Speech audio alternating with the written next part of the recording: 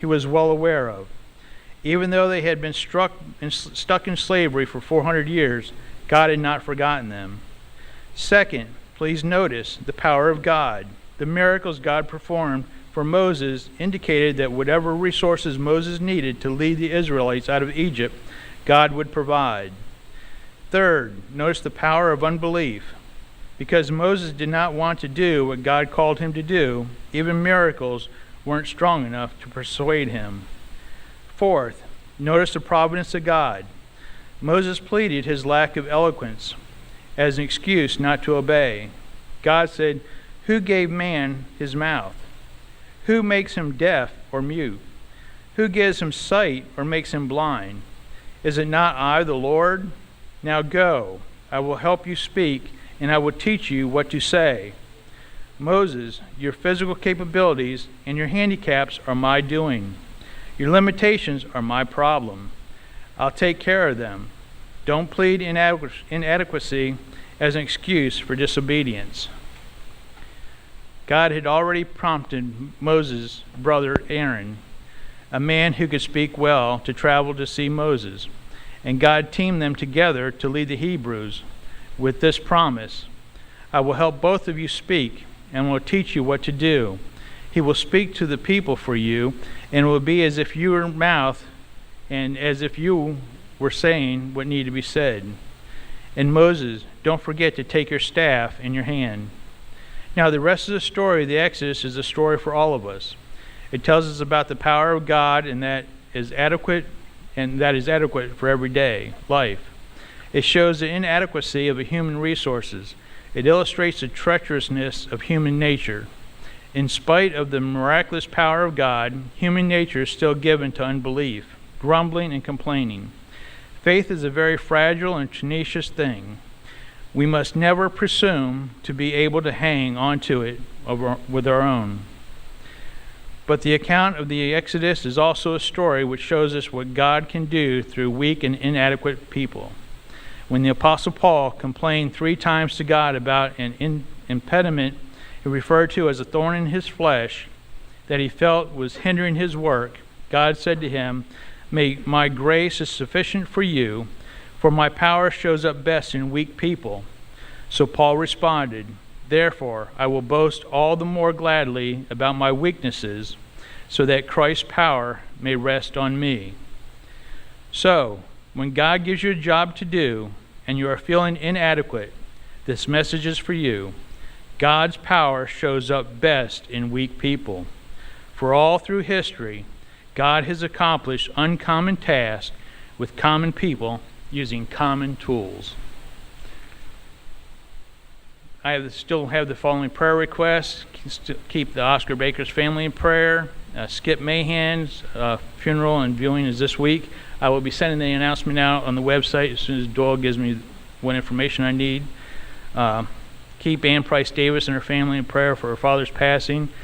Joseph Chornock's mother's passing. Fred Cross' health. Lois Hess's health. Frank Roth was supposed to be here today doing this. He contacted me last night. He's sick. And I just found out that Bob Gearhart from Halfway Volunteer Fire Company is in University Hospital in Baltimore, and time will tell when his passing comes. Please stand for prayer.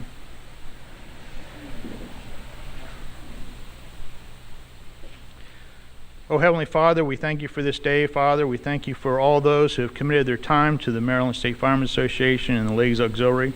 Father, we thank you for the support of their families that allow them to be here. Father, we ask you to be with these we've mentioned this morning, especially those who are sick. We ask for healing for them, for their health. And Father, we ask for you to watch after those who are responding to calls, answering those in need. Protect them and guide them. We ask this all in your name. Amen. Pledge of Allegiance. I pledge allegiance to the flag of the United States of America and to the republic for which it stands, one nation, under God, indivisible, with liberty and justice for all.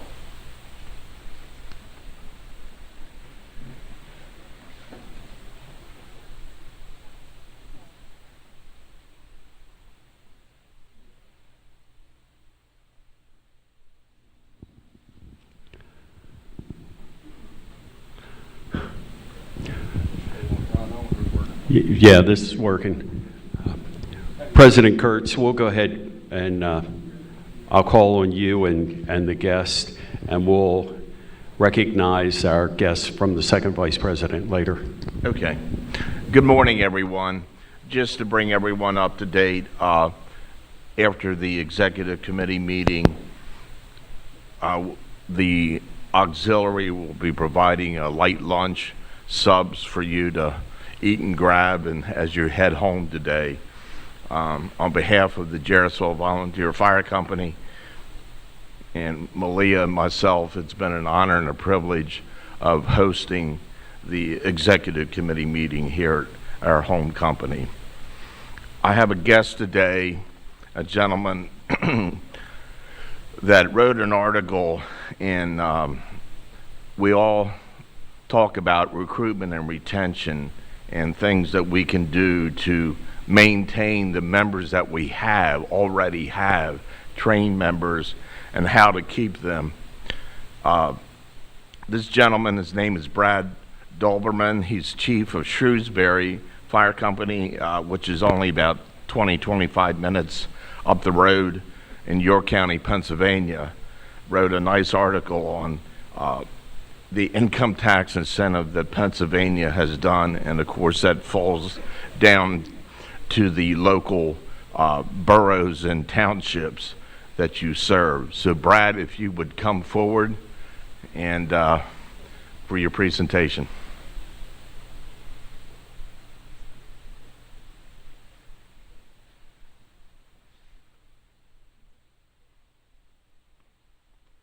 Good morning.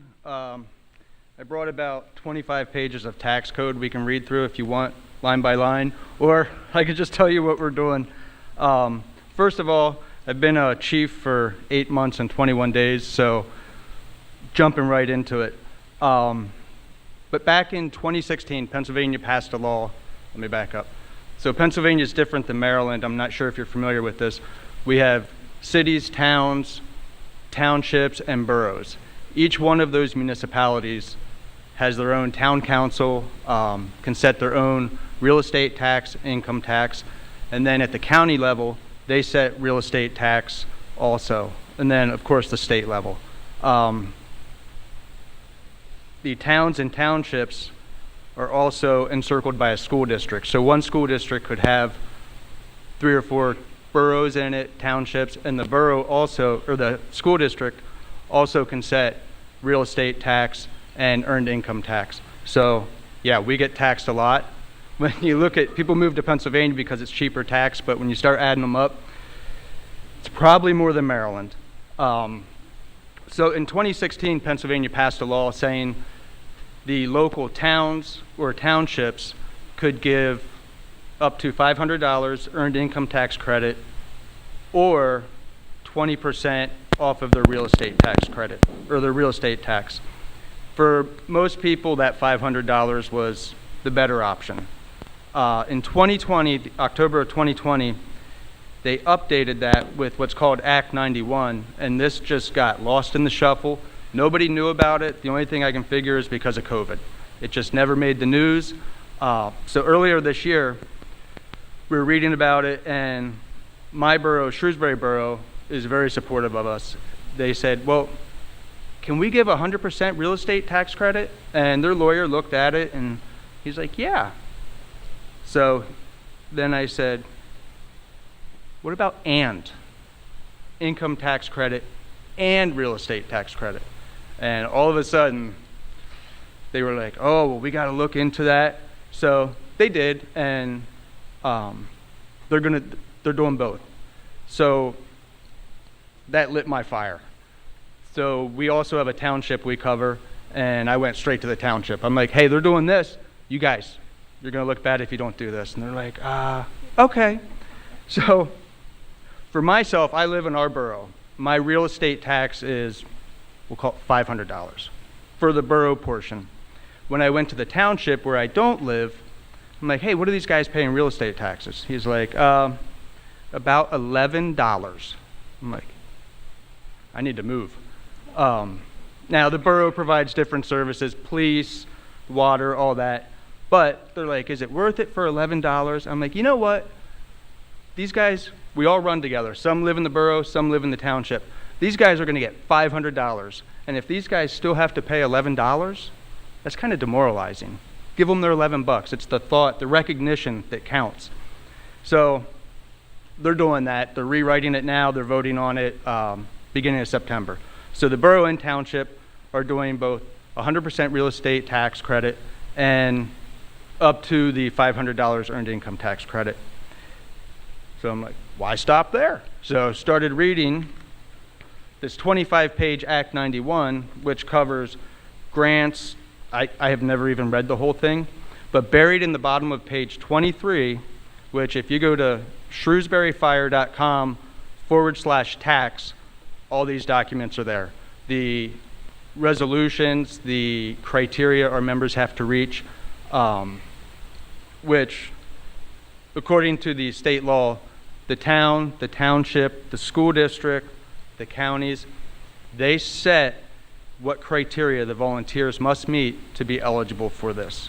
But in consultation with the fire department, you set up a reasonable plan. And I'd say we have, last year, 25% met that criteria. This year, guys are getting off their butts, showing up, coming out to the fundraisers, and they're working harder because the incentives are going up and it's worth it. So after I read through this, I'm like, wait a second. Now it says the school district can get in. Now it says the county can get involved. So went right to the school district, sent them an email, showed up, spoke at their meeting. I'm like, look, here's the deal. Since 1975, Pennsylvania has lost more than 91% of our volunteer firefighters. I'm like, we're in crisis mode, and you guys have the opportunity to be the first in the state to make a meaningful difference from the school district level. And it's, when I say meaningful, if you add up our county tax, our local town tax, multiply it by 2, the school district tax is still more than that. So the school district takes a very big chunk. And they were all on board, so they're like, okay, we'll meet with our treasurer and work out a plan. So the 3 fire chiefs that are in the school district, we met with her, round table, she's sitting at that end, we're sitting here, and I felt bad for her because we went hard and we won it all. And she's like, I can't give it all. I'm like, figure out a way, because we won it all. The downside is I went to them right after they signed the budget. So what it looks like our school district is going to do is set aside $50,000 that they just came up with and implement this year. And then there's some board members that want to know how they can raise it in coming years. And we have plans to address that. But they're politicians, so they're nervous. And we told them, hey, let us worry about the PR portion because we can get people to buy subs to pay for fire trucks. So we will help you with that. So the school district wants to get on board, and what they're looking at for this year is $500. Now, if you're keeping track, this is starting to add up. So I'm not happy with that. So went to the county. I'm like, hey, these guys are getting involved. We need your help. So what the county is writing up now, and they just presented at our chiefs meeting Monday night, they're looking at doing 100% real estate tax credit, and now we're getting into the thousands. But they're going to limit it to fire departments and municipalities that have a program in place. So when they come out with this is going to drop a bomb on all these other towns that don't support their fire departments in Pennsylvania. Because even if the town says, here's criteria, if you meet this criteria, we'll give you $5. Now they're eligible for this county level incentive. So we expect, they're writing that now, they have to advertise that. We expect the county to come out with that and vote on it late September. Backing up to the school district, one of their concerns is the state of Pennsylvania puts these mandates or these incentives, makes these incentives available, but doesn't back them up. So contacted our local legislators, said, hey, the school district is kind of upset about this, what if you guys matched whatever they offer up? So they're looking into that now. I don't have any idea on what the progress is.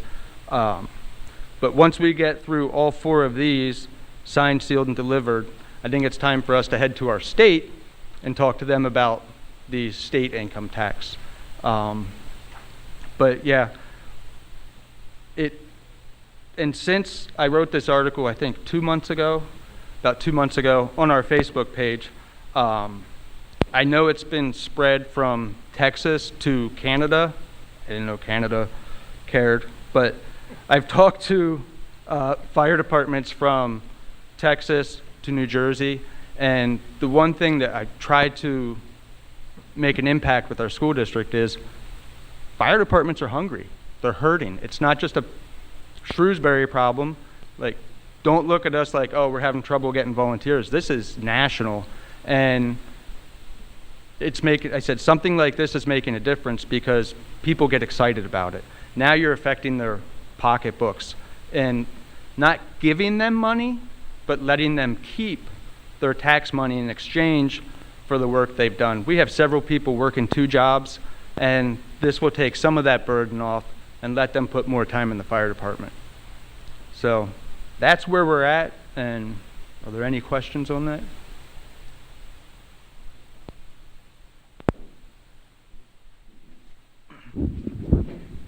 Any questions? Hang on, Brad. I had an opportunity of reading Brad's article on Facebook on the Shrewsbury site, and it was very enlightening for me. So one of our members is also a member of Shrewsbury. I said, do you know this Brad Doberman? He goes, yeah, he's the chief. I said, okay. I need his phone number. So that's how I got a hold, and we talk on the phone, converse back and forth, and I twisted his arm and coming down here this morning and being here at our executive committee meeting. So Brad, thank you so much. I'm going to give you a floppy hat.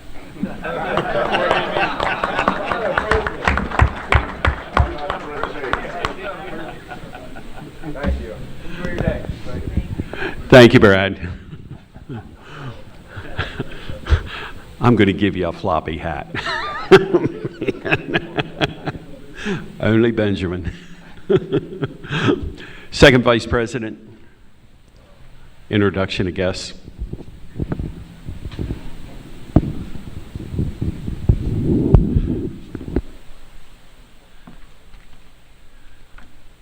Thank you, Mr. Chairman. First and foremost, as always, we have our past presidents here.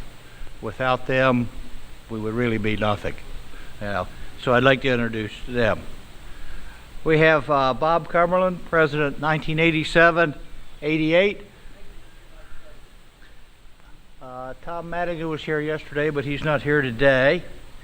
And Bernie was here yesterday, but he's not here today. So let's drop that. We have Stephen D. Cox, President 1996 to 1997.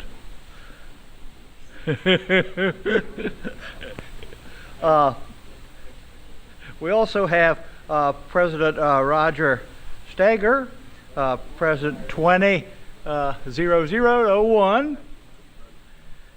Gene Worthington, which was 2002, 2003. Thank you. Terry, is he not here? Robert Jacobs, President 2004, 2005. Frank Underwood, President in 2008, 2009. Dave Lewis, 2011, 2012. Mark Bilger, 2017, 2018. Mike didn't make it. Chuck didn't make it today. Joel McRae, President 2021 to 22. We have none of the trustees present today. We did have 2 yesterday. We do have the president of the Ladies Auxiliary, of the Maryland State Firemen's Association with us today, and I'd like to ask her to come up. You don't have to use 20 minutes, but I would like you to introduce your officers, please, ma'am. Yeah, I forgot Doyle. I haven't forgotten it. I just don't know how to pronounce it. I'm from the Eastern Shore. These foreign names, we have trouble with Western Shore names. I know. And I did forget our illustrious secretary, past President Doyle Cox. Okay. Now, Steve told me he had 2 minutes, not 20 minutes. Oh, geez. Well, I hope everybody last night enjoyed themselves. It was really good food, and I'd like to see everybody that was here. I have with me Senior Vice President Jean Main, Recording Secretary Joan Kramer, past Presidents Sandy Lutz, Teresa Chrisman, wherever she went. Is she there? Okay. And Lori Dembo. All right. I'm going to let my Senior Vice President come up and use a few of my minutes. Jean.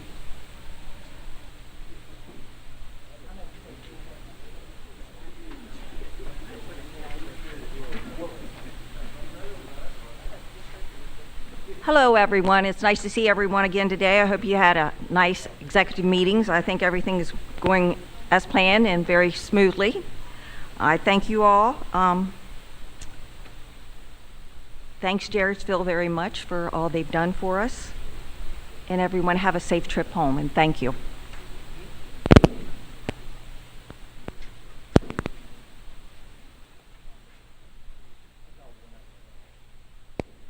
Come on up.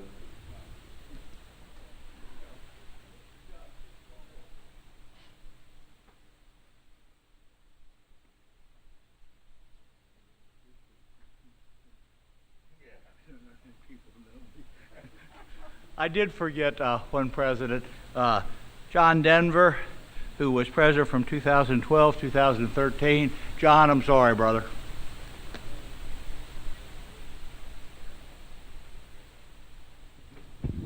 First Vice President, do you have anything this morning?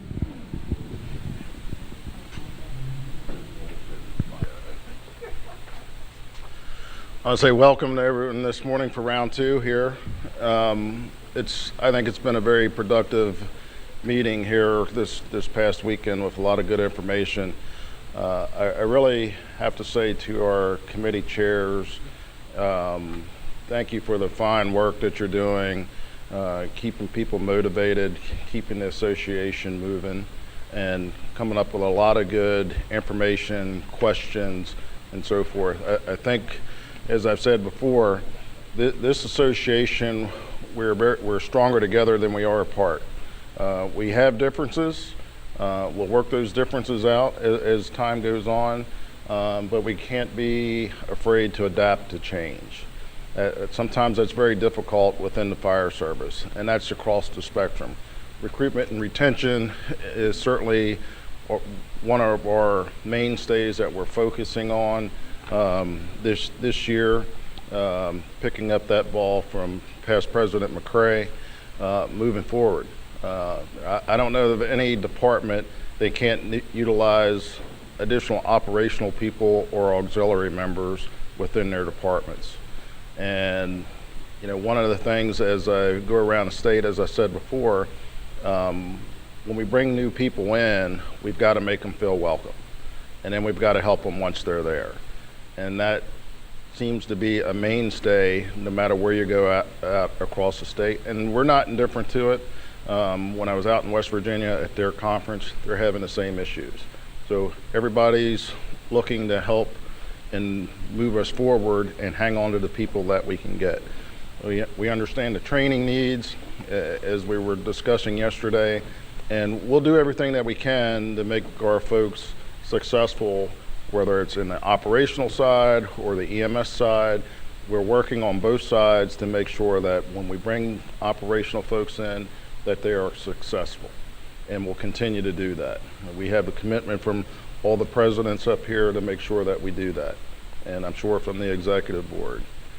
but we also have to pay attention to our psychological needs. And then that's huge. We started that initiative again last year with past President McCrae. We're going to continue to spool that up as the year goes on. We want to do some regional trainings. You're going to see that again over the next couple weeks and months over the next year. So we're going to come to a store near you relatively quickly to keep this initiative going.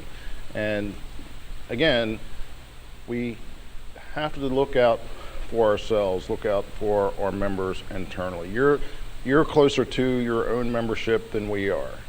So you know who's hurting, you know who may need help and may need assistance. And sometimes it's very difficult for someone to come and ask for help. Sometimes it just takes a little whisper in the ear. I do it a lot for the Maryland State Police. You know, I don't want folks going home seeing the tragedies that we have to deal with on a daily basis. They add up, they're cumulative, and we may not realize that. So it's not just the operational side, but we also have to think about our youth. Cindy's working very hard with us on the pediatric side. We can't forget our kids, the small children. They see what mom and dad go through. They understand, may not quite understand what you're going through, but they're affected by what we do and how we project, so we cannot forget those folks as well. So we're going to continue to work along those lines with those initiatives to get our kids involved, to make sure that they have the right mental health care. You're seeing a lot of that in the school systems now. I'm really glad that across this nation that people are realizing that some of our issues can be psychological or psychological issues, and not in a bad way. I mean, I think folks think that going to a psychologist, that's a bad thing. It really isn't. Sometimes we, have to reset, regroup, and you might need a little outside influence. So there's no shame in that. That stigma has carried a long time through the fire service, that tough it out, man up, woman up, you'll get through it, push through it. Well, it doesn't always work that way. And I would garner to say if we started tracking or alcohol abuse or suicides within the fire service, those numbers are tremendous, even in law enforcement. And we've got to turn the tide and dial that back. The only way that we do that is with the help of everyone in this room looking out for each other. So I'm hoping that we can continue our initiatives going forward, working to make sure that we stay on track, that we don't lose the ball here and lose sight of where we're going. And I continue to say I'm willing to work with anyone. If you need help, please don't be afraid to ask for help. And Mr. Chair, that's... Thank you.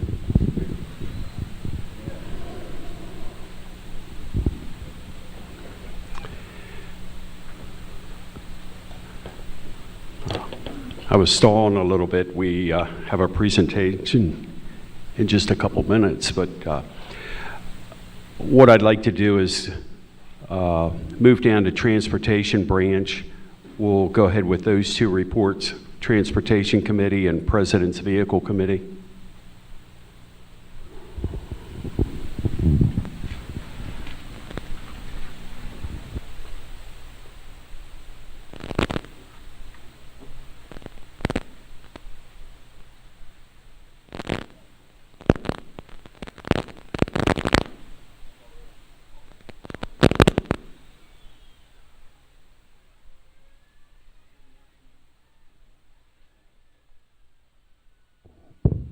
There we go.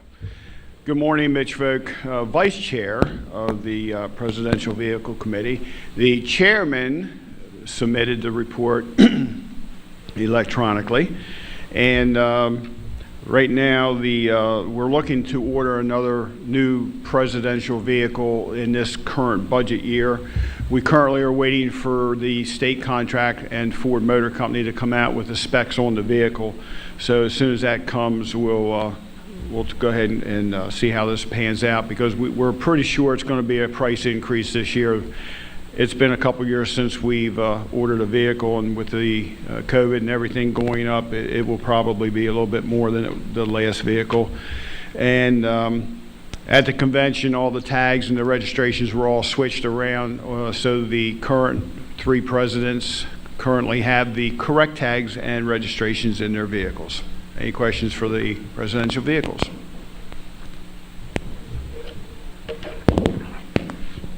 Questions? Mr. Tome. Good morning.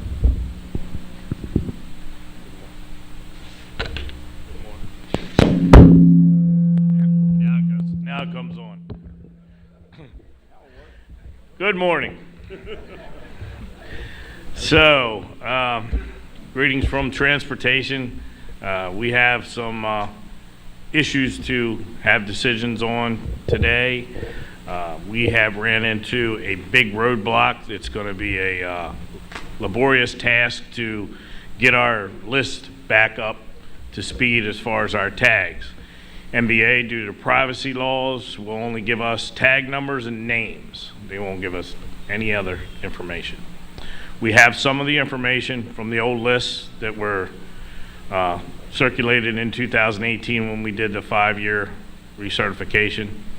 However, it's not in a database. They're in 2 totes.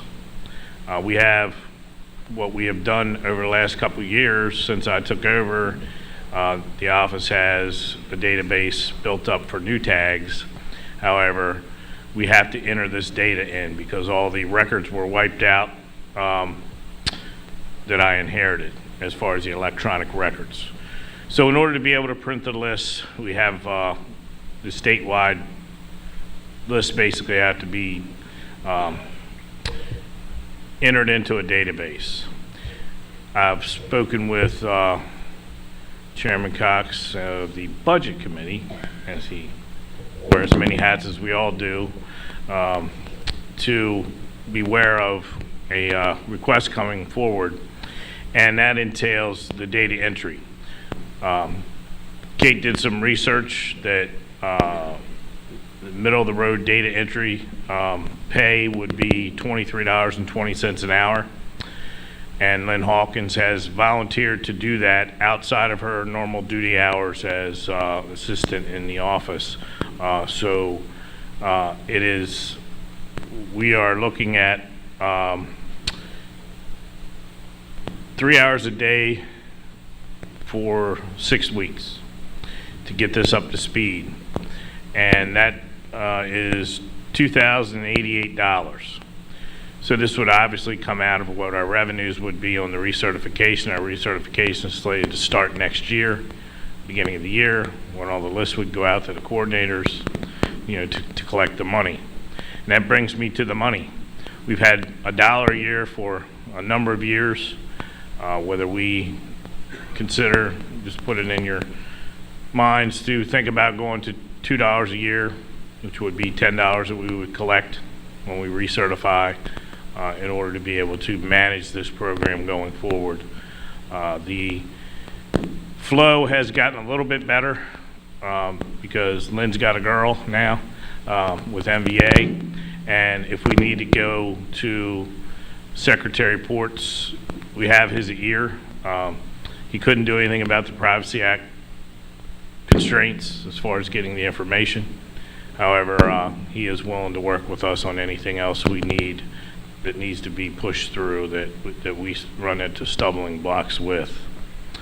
So I'll take any questions, and if Kate and Lynn want to chime in on where we are, day to day, feel free to do so. Questions for transportation?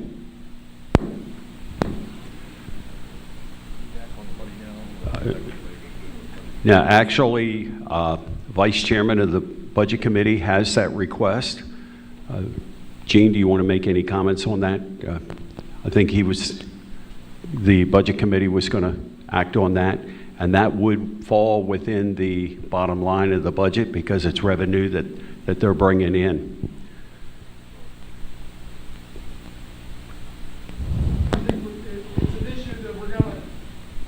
Come on up to the mic, please.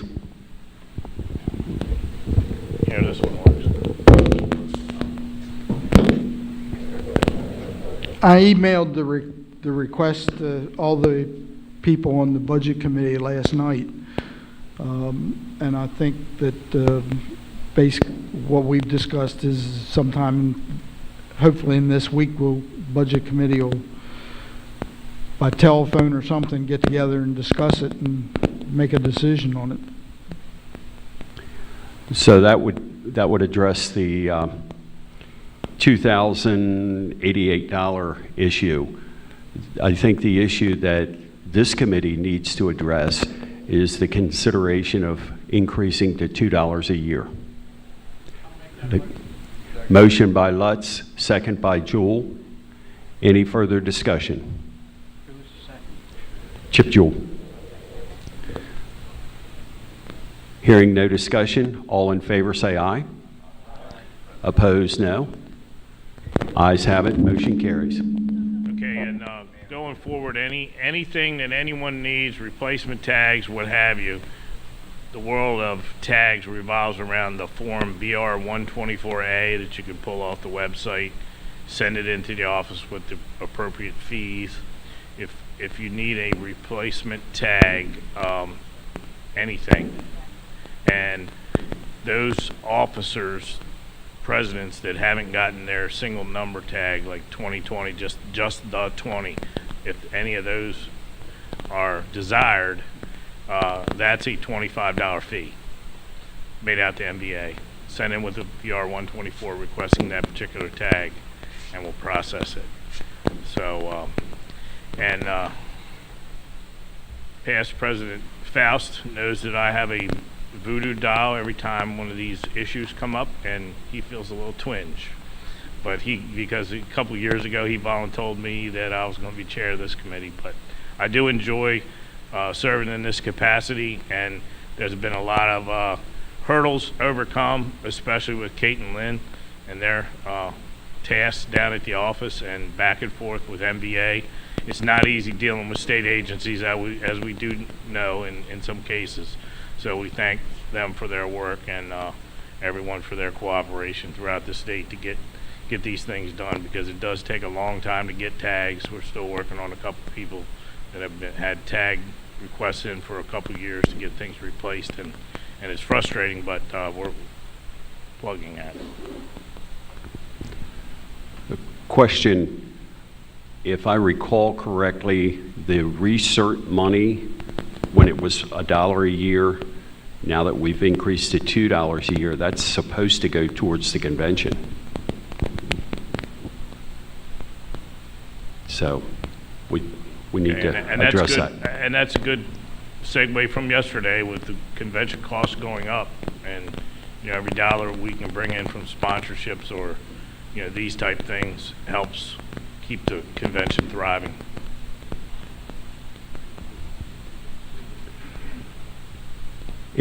Tim? Two questions. One, when would the increase to $2? Not until we do the recertification process? Is that when we're? Yeah, it'll be in 2023. Okay. So beginning of 2023-ish, sometime after the first year, but hopefully before June, we'll get that out. But 2023 is the year for recertification. Okay. And then the other question is, assuming that once we put out the like $2,100 to do the data entry, how are we going to maintain that for the next recertification? Are we going to wait just till like we are now with the new tags that come in, trickle in? Somebody wants a tag, it's done at the office through their normal course of their day.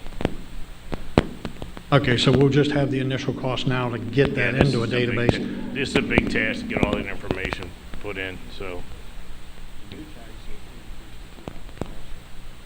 Yes, and that includes new tags increasing. So if you want another, tag for your other vehicle and you're getting FT tags and it's a new entry, $10. Yeah, that's what everything will go to from 5 to 10.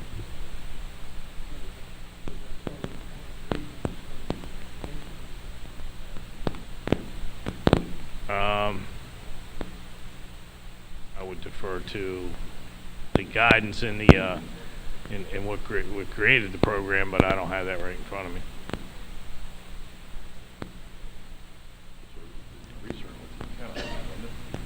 Would the intent be at the recert?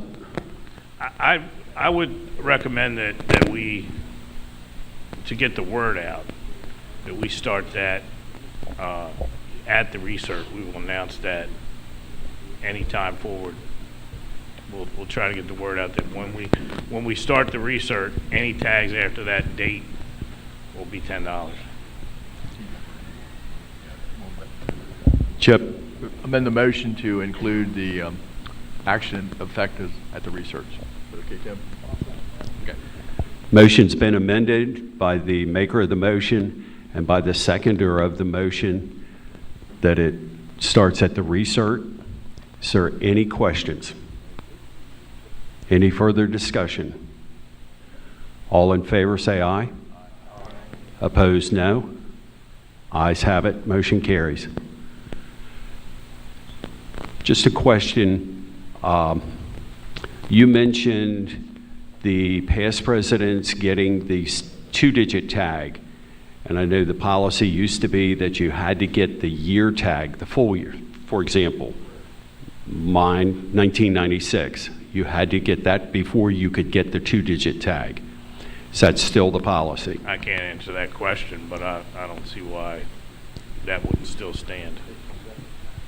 That, yeah, the two-digit tag was supposed to be the second tag, and that was, and I was involved in that in '96. That was part of the action of the executive committee. So I would ask that you consider keeping that in place.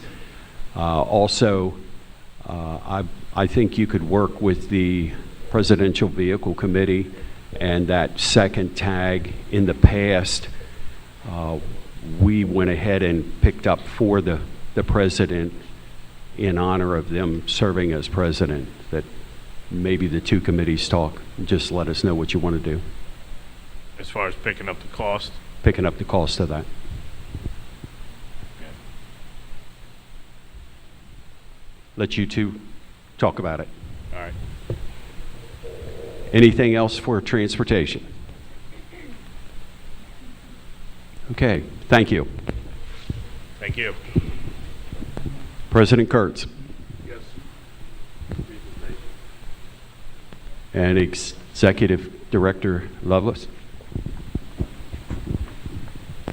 So this morning we have, for convention this year, we wanted to create a T-shirt that we were putting up for sale, and I was fortunate enough to come across, was told to discuss the project with Mr. Tim Manley from National Ink and Stitch, and he sent our ideas over to a designer who designed one of our, and I'm not taking credit for it, but it came back with a lot of positive feedback. It was like one of the nicest shirts that were from convention, and we had a lot of great sales from it. So as part of a fundraiser, $5 for each shirt that was sold is coming back to the convention, and Tim Manley has come this morning to present a check to the MSFA for $1,500.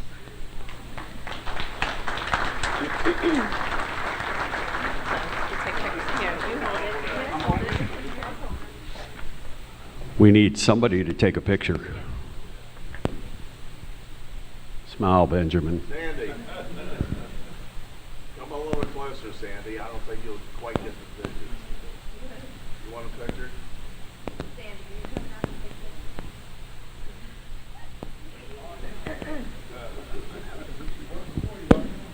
But we appreciate Tim taking the time. I mean, he was busy with all of the things that he was doing for convention and his sales, but he made sure that we had the design in and the input taken, and we agreed on the shirt in a timely manner, and he had a lot of his crew members working to make sure those sales were up. So we appreciate Tim's efforts, and we look forward to hopefully partnering with him again next year.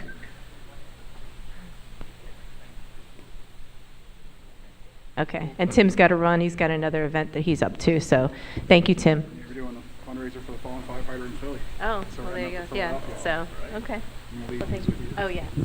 I have some cards for Tim and National Ink and Stitch, so if any department is looking to do T-shirt sales, I have the cards at my desk, so thank you, Tim.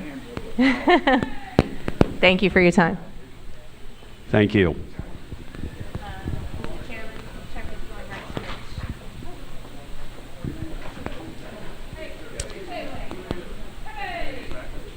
While we have all the get together up here, Dennis Beard from Maryland Memorial, if you'll come up.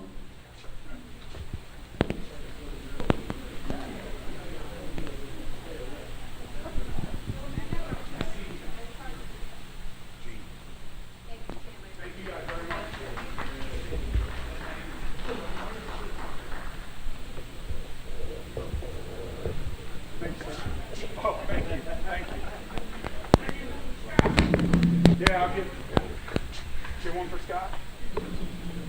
I'll get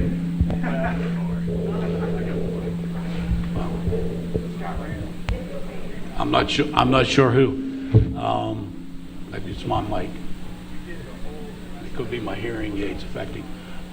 Good morning, Mr. Chairman and everyone here attending. I appreciate the opportunity of making a short presentation on behalf of the Maryland Fire Rescue Services Memorial Foundation. I understand you all folks talked about money yesterday, and the Memorial Foundation is no different than everybody else. One of the things when I got involved with the foundation, when we look at things hindsight, one of the biggies was I don't think a lot of the folks really looked about what it was going to cost annually to make sure that that memorial is up and being what it should be. And just to give you a rough, for the last 7 years, it's basically our income has been an average of $41,589.35. But our expenses have been $44,976.51. So this year, although parts of Ocean City Convention was profitable to us, I can currently take you all outside to my vehicle and show you that I've got 100 t-shirts that we didn't sell that we normally would have. This is the first convention that we did not sell out our t-shirts. So money is affecting us. We're working on different ways, and one of them forthcoming. I do want to appreciate your support for the upcoming 16th annual gala. The gala is back, and it's Saturday, September 24th, up at Singerly at 6 p.m. And what I would ask you, we've not heard from quite a few of the counties that normally have supported our project in the past. So please get a hold of Rosa. Her information is on our website, and we're looking forward to a big crowd. The big thing that's getting ready to happen at Annapolis, and it's hard to believe, but when we dedicated that memorial on June of 2006, there were 330 line of duty death names memorialized that day. This past June, when we added 10 names to the wall, our number's now 451. So if you go down to the site, you will see that we got to start making some changes. So luckily, 2 legislations ago, thanks to the professional firefighters of Maryland who went to bat for us, we have received a $250,000 capital grant. Gene, past president of Worthington, and myself I've had one meeting recently with the original construction company that built the memorial. We have a forthcoming meeting with the construction company and with a prospective architect to decide where we go. Now, one of the things when we got the monies from the state, there was a little bit of misunderstanding because I was under the assumption there's a possibility that we could use these monies for taking care of some of the $40,000 that we're faced with every year. No. The $250,000 must be used for capital, so that is the intent. Now, what phase 3 is going to look like, I'm not sure. We're hoping to sort of keep the same flow that the current memorial is showing. I'm hoping that the $250,000 can cover the bill. But as we know, in buying apparatus, building buildings, adding to buildings, it's an unknown. So again, I appreciate all the support from everyone. You know, I kid Gene, and when Dennis was first a member of the foundation, it was fun going to meetings. When Dennis became the treasurer, it was pretty neat too, because I deposited monies and I wrote checks. But then Brother Worthington decided he wanted to take a break and passed me the reins as president. And every day it's something different. It's something different. We've had some vandalism recently. And so, yeah. So anyhow, again, I'm open for any questions. But again, I truly want to thank not only the Maryland State Firemen's Association, but also the Ladies Auxiliary to the Maryland State Firemen's Association for all their support that they've given this foundation ever since Brother Mooney stepped forward with a dream that started with a committee from the MSFA, which then became a foundation. And I'm darn proud of what has been done there in Annapolis. And it's great when we go down there and we have visitors that see what has been accomplished. So, any questions? Questions for Dennis? Yes, sir. Past President Worthington, anything you'd like to address? I think he said it all. Well, on behalf of the Executive Committee Association, we thank both of you for the legacy, comparing the legacy of Chief Mooney. That is a tribute to all the fire rescue personnel in the state of Maryland. And ask the Executive Committee members to go back to your local associations and volunteer companies to, we're all hurting, but $100 here and there times 370 wouldn't hurt. Very good. Anything else for the foundation? Thank you, gentlemen. Thank you. Okay, awards branch. Past President, where did Doyle go? You ready?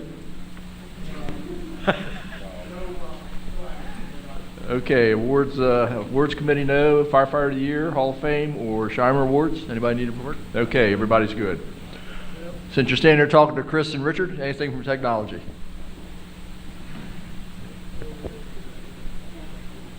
And strategic initiatives is on deck here. Brother Simpkins? Good morning. Thank you.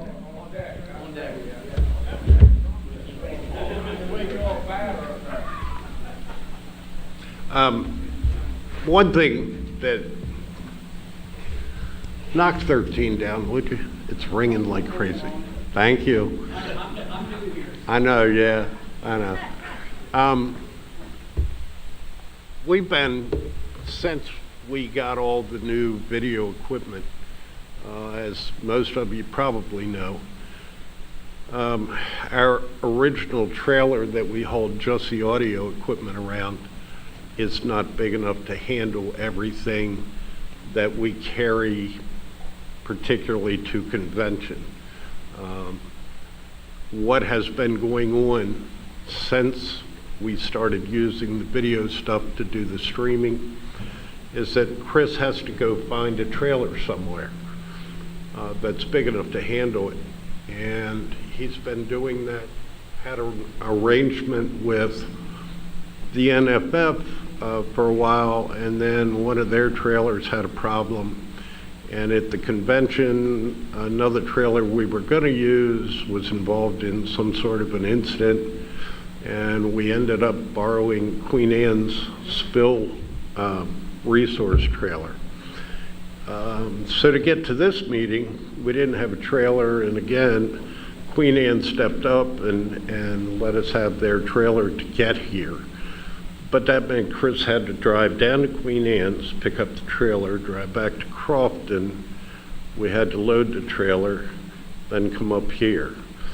And I really think that it's time we sell the little trailer unless somebody else in the organization has a use for it, and replace that trailer with a trailer that we can depend on being there, big enough to handle all of this stuff for each meeting. I talked to both Ron and Steve. Steve said absolutely can go to the Presidential Vehicle Committee to purchase that. So I just wanted to let you know that that was something we were asking to do to replace this trailer.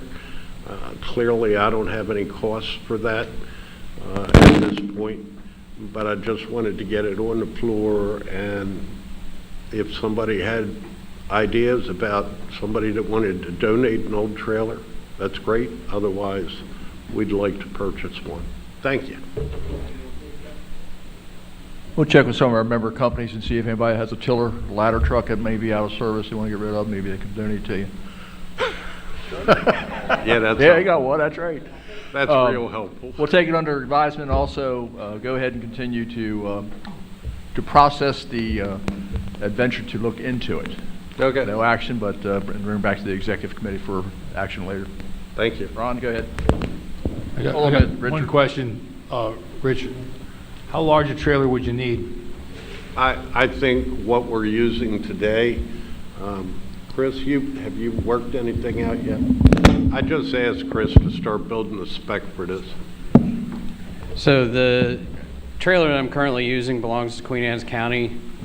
It's about 14 feet long. Any longer than that, it's going to be too long for our space when we're at the convention. So I figure what I have today is probably going to be like the perfect size. And I've done some initial research and probably looking somewhere between $10,000 to $15,000 for a trailer that size. Now I've only looked in one place. Like I said, it's only initial research, but that's about the ballpark we're probably looking at as far as cost. Okay. Mitch, you said you had a comment?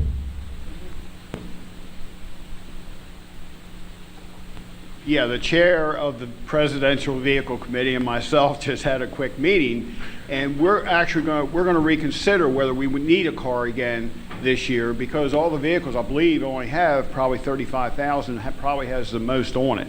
So again, our mileages are still way down, recovering from COVID. We're going to revisit, and we're going to put the vehicle purchase on hold until we discover, what kind of mileages and the shape our vehicles are in. That'll free the money up if we need to go ahead and get this trailer, so we don't have to, put additional money out. We both feel that we think the vehicles can go at least one more year before we have to start in the process of replacing. Very good. Do we want to take any kind of action right now, or are we just going to move forward for the committees to work together, report back? Next committee? That's sufficient? Yeah, it's still, the purchase of the trailer will still be within the budget. In fact, the trailer is going to be a lot less than the vehicle, so we'll go from there. I mean, it's still within the budget, bottom line. Okay.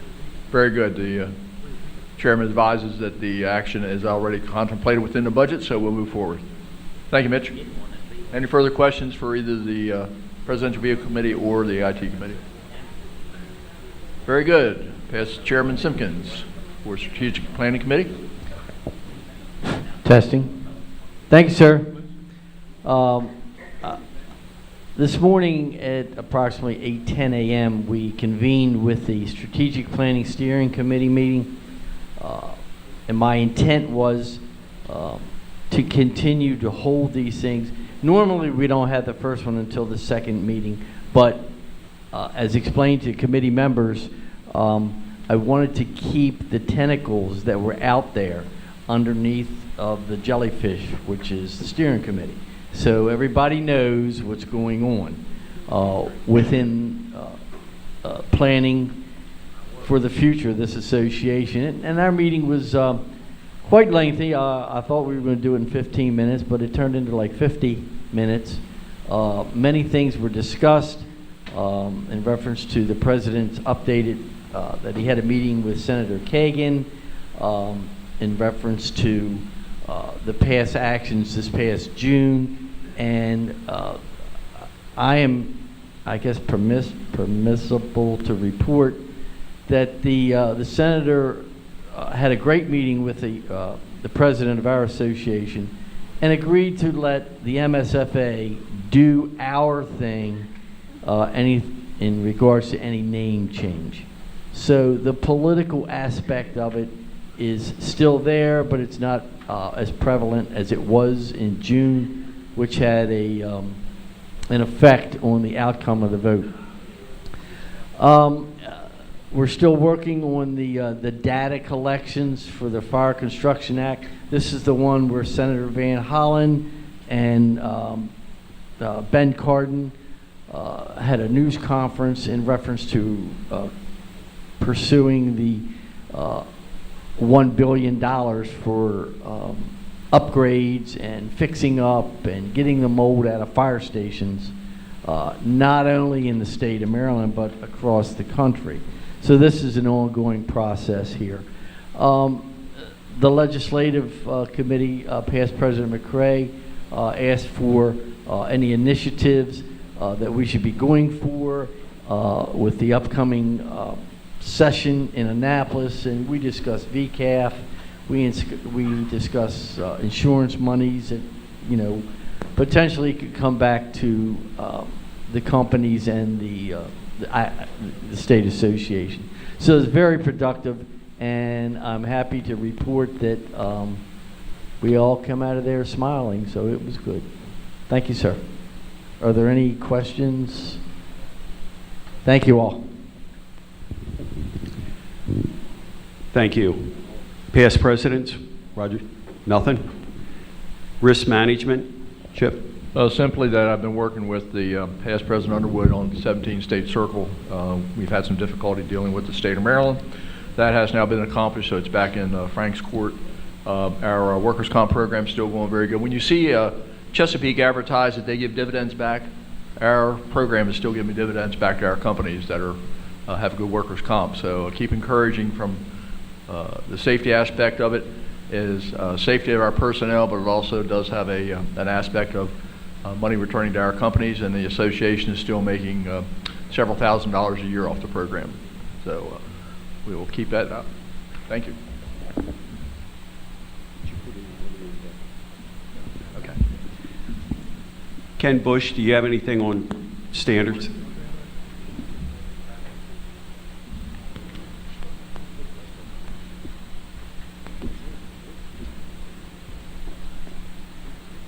Good morning. Thank you, Mr. Chair. We do have a couple of inquiries that have come to our committee dealing with some updates on standards. I did some investigations into the process for how that should be handled, and it's interesting to note that some of the standards are part of the bylaws, which would require them to be passed at convention by a vote of the association. Other standards are covered by the executive committee. So what we will have to do is we're going to have to sit down and figure out which standards we're going to need to address as a priority, and then have those addressed through the proper channels in order to get them changed. The intent right now is to have a look at some of the standards as they compare to the current model standards that are out published by NFPA and others, and to try to rewrite some of those, push them out to the committee first for an opinion and consensus, and then have them follow through the proper channels as far as a change. Since we have to go through either the executive committee or the convention in order to change them, there's no real crunch on time, but we're going to start taking a look at those and see if we can get those updated for the member companies. Thank you. Questions for standards? Thank you. Thank you. Awards branch. Oh, I'm sorry. I was with our attorney, so sorry about that. Did you do public information? Tim? Public information branch? All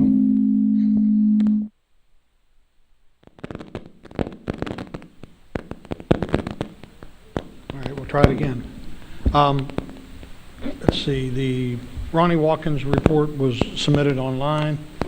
I don't think Ronnie's here today. Nothing new for Public Relations Committee with that part. Volunteer trumpet, Jonathan's report was submitted online. He's still looking for someone to kind of help him out with the design part of the trumpet and everything. So if anyone can give him a hand with that. John's here. John's report was submitted. John, do you want to touch on anything with your marketing and events committee? And then Frank, do you have anything for the history and archives? Thank you, sir. Go ahead, John. Good morning. This on? The report was submitted just quickly in the time between the report for the convention booklet and now. The marketing, events and marketing hosted booths at the Maryland Emergency Managers Association Symposium, the EMS Care at the Beach, and the Maryland Municipal League. When I contacted MACO for their conference, the only booth that was available was $2,000, and I didn't think I could justify that kind of expense, so we did not have a booth at MACO for the summer conference. The winter conference is less expensive, and that should be, election years, it gets moved sometimes, so it should be either in December or January. We'll have to check and go ahead and get with that. The other thing, and this is, I guess, a little bit of events and a little bit convention committee.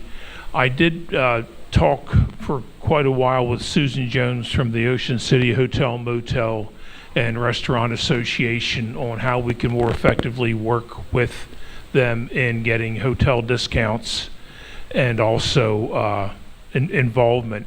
And we talked over a number of things. One, communication, and she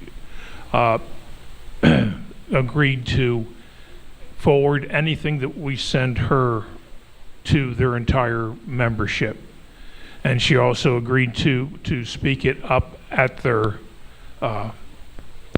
membership meetings. She also sent me member lists from them so we can contact people directly and have a name, not just a business address to send something to, names and contact person. The other thing that she suggested that I think is well worth pursuing is to when I sent the information out to look for discounts, I just kind of gone through the people we had before, and this year I had about another 10 names that actually came from information provided to me by the Hotel Motel Association.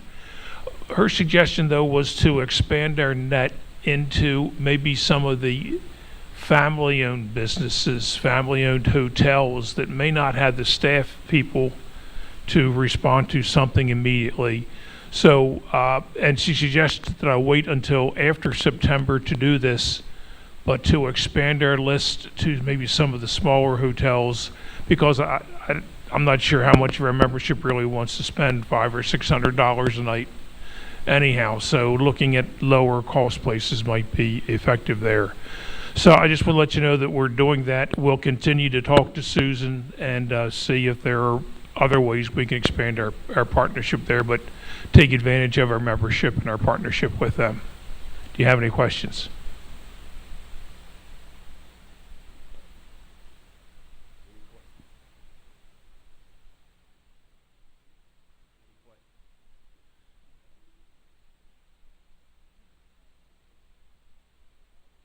Any questions at all?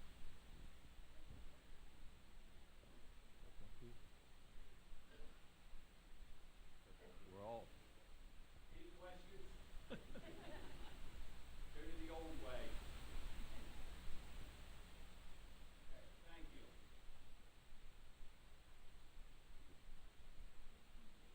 Steve, while I'm here, would you like me to a little bit on the reaching the next generation? Just the couple of things there. Continue to work on some of those projects. We'll try to get that committee together here shortly. The other thing that I would ask, as I have in the past, is the help of the executive committee in recommending people to take part in that, and also would ask that you, as you're doing that, also act as a mentor for those people as we get them into the system and into the organization. So kind of a double request there for your help, and we'll work together on getting that out and available to the membership.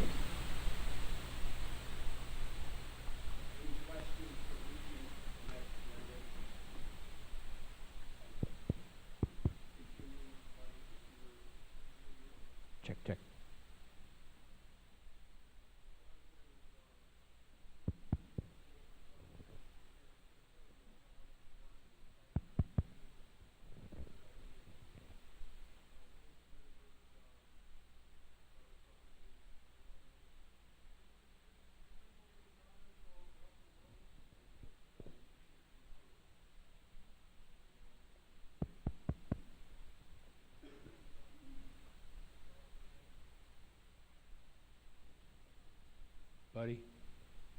Buddy. Randy Beavers is also here from Cancer.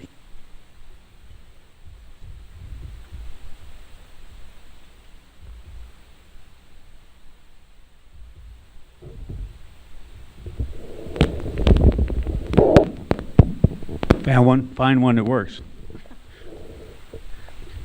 The MVFC report was submitted to you electronically. Please take the time to go through that. I've also given each of you a copy of the Firefighter Strong newsletter that just came out. It addresses health and safety issues that we work with the NVFC. Also the new calendar that we just distributed goes September of this year all the way through next year. Frank Underwood is Mr. October 2022. I'm sure he'd be glad to autograph your calendars for you. Certainly, I bring you greetings from the National Volunteer Fire Council and Chairman Steve Hirsch. Eric Bernard and I are proud to represent Maryland with many of the projects going on in the National Volunteer Fire Council. We both have committee appointments that we work on. We've gone through a couple of staff changes at the National Volunteer Fire Council. Just a little bit over a year ago, maybe longer than that, probably 2 years, we lost Heather Schaefer, who was our CEO, sudden death, and luckily we had a succession plan in place, and Sarah Lee was able to move up into that position, done well. So then we had to advertise, of course, Sarah's job as deputy CEO, and we were delighted to put out a job offer and bring on Candace McDonald from Ohio. Many of you know Candace from work she's done with the Cumberland Valley Association and some other things there. So she's on board and kind of hit the ground running there. We recently suffered another big loss, and that was with the loss of Dave Finger, who was our legislative person. So another big set of shoes that we're going to have to fill. The announcement just went out last week for looking for a replacement for Dave. A number of things that are in the report. Most of them NVFC, some of them are some other national initiatives that I've been working on that I felt was important to highlight to the executive committee meeting. The NVFC, as you well aware, has 2 representatives from each state, and for Maryland, that's Eric Bernard and myself. Representing 47 states. That number kind of fluctuates as some state associations kind of fall off and then come back on.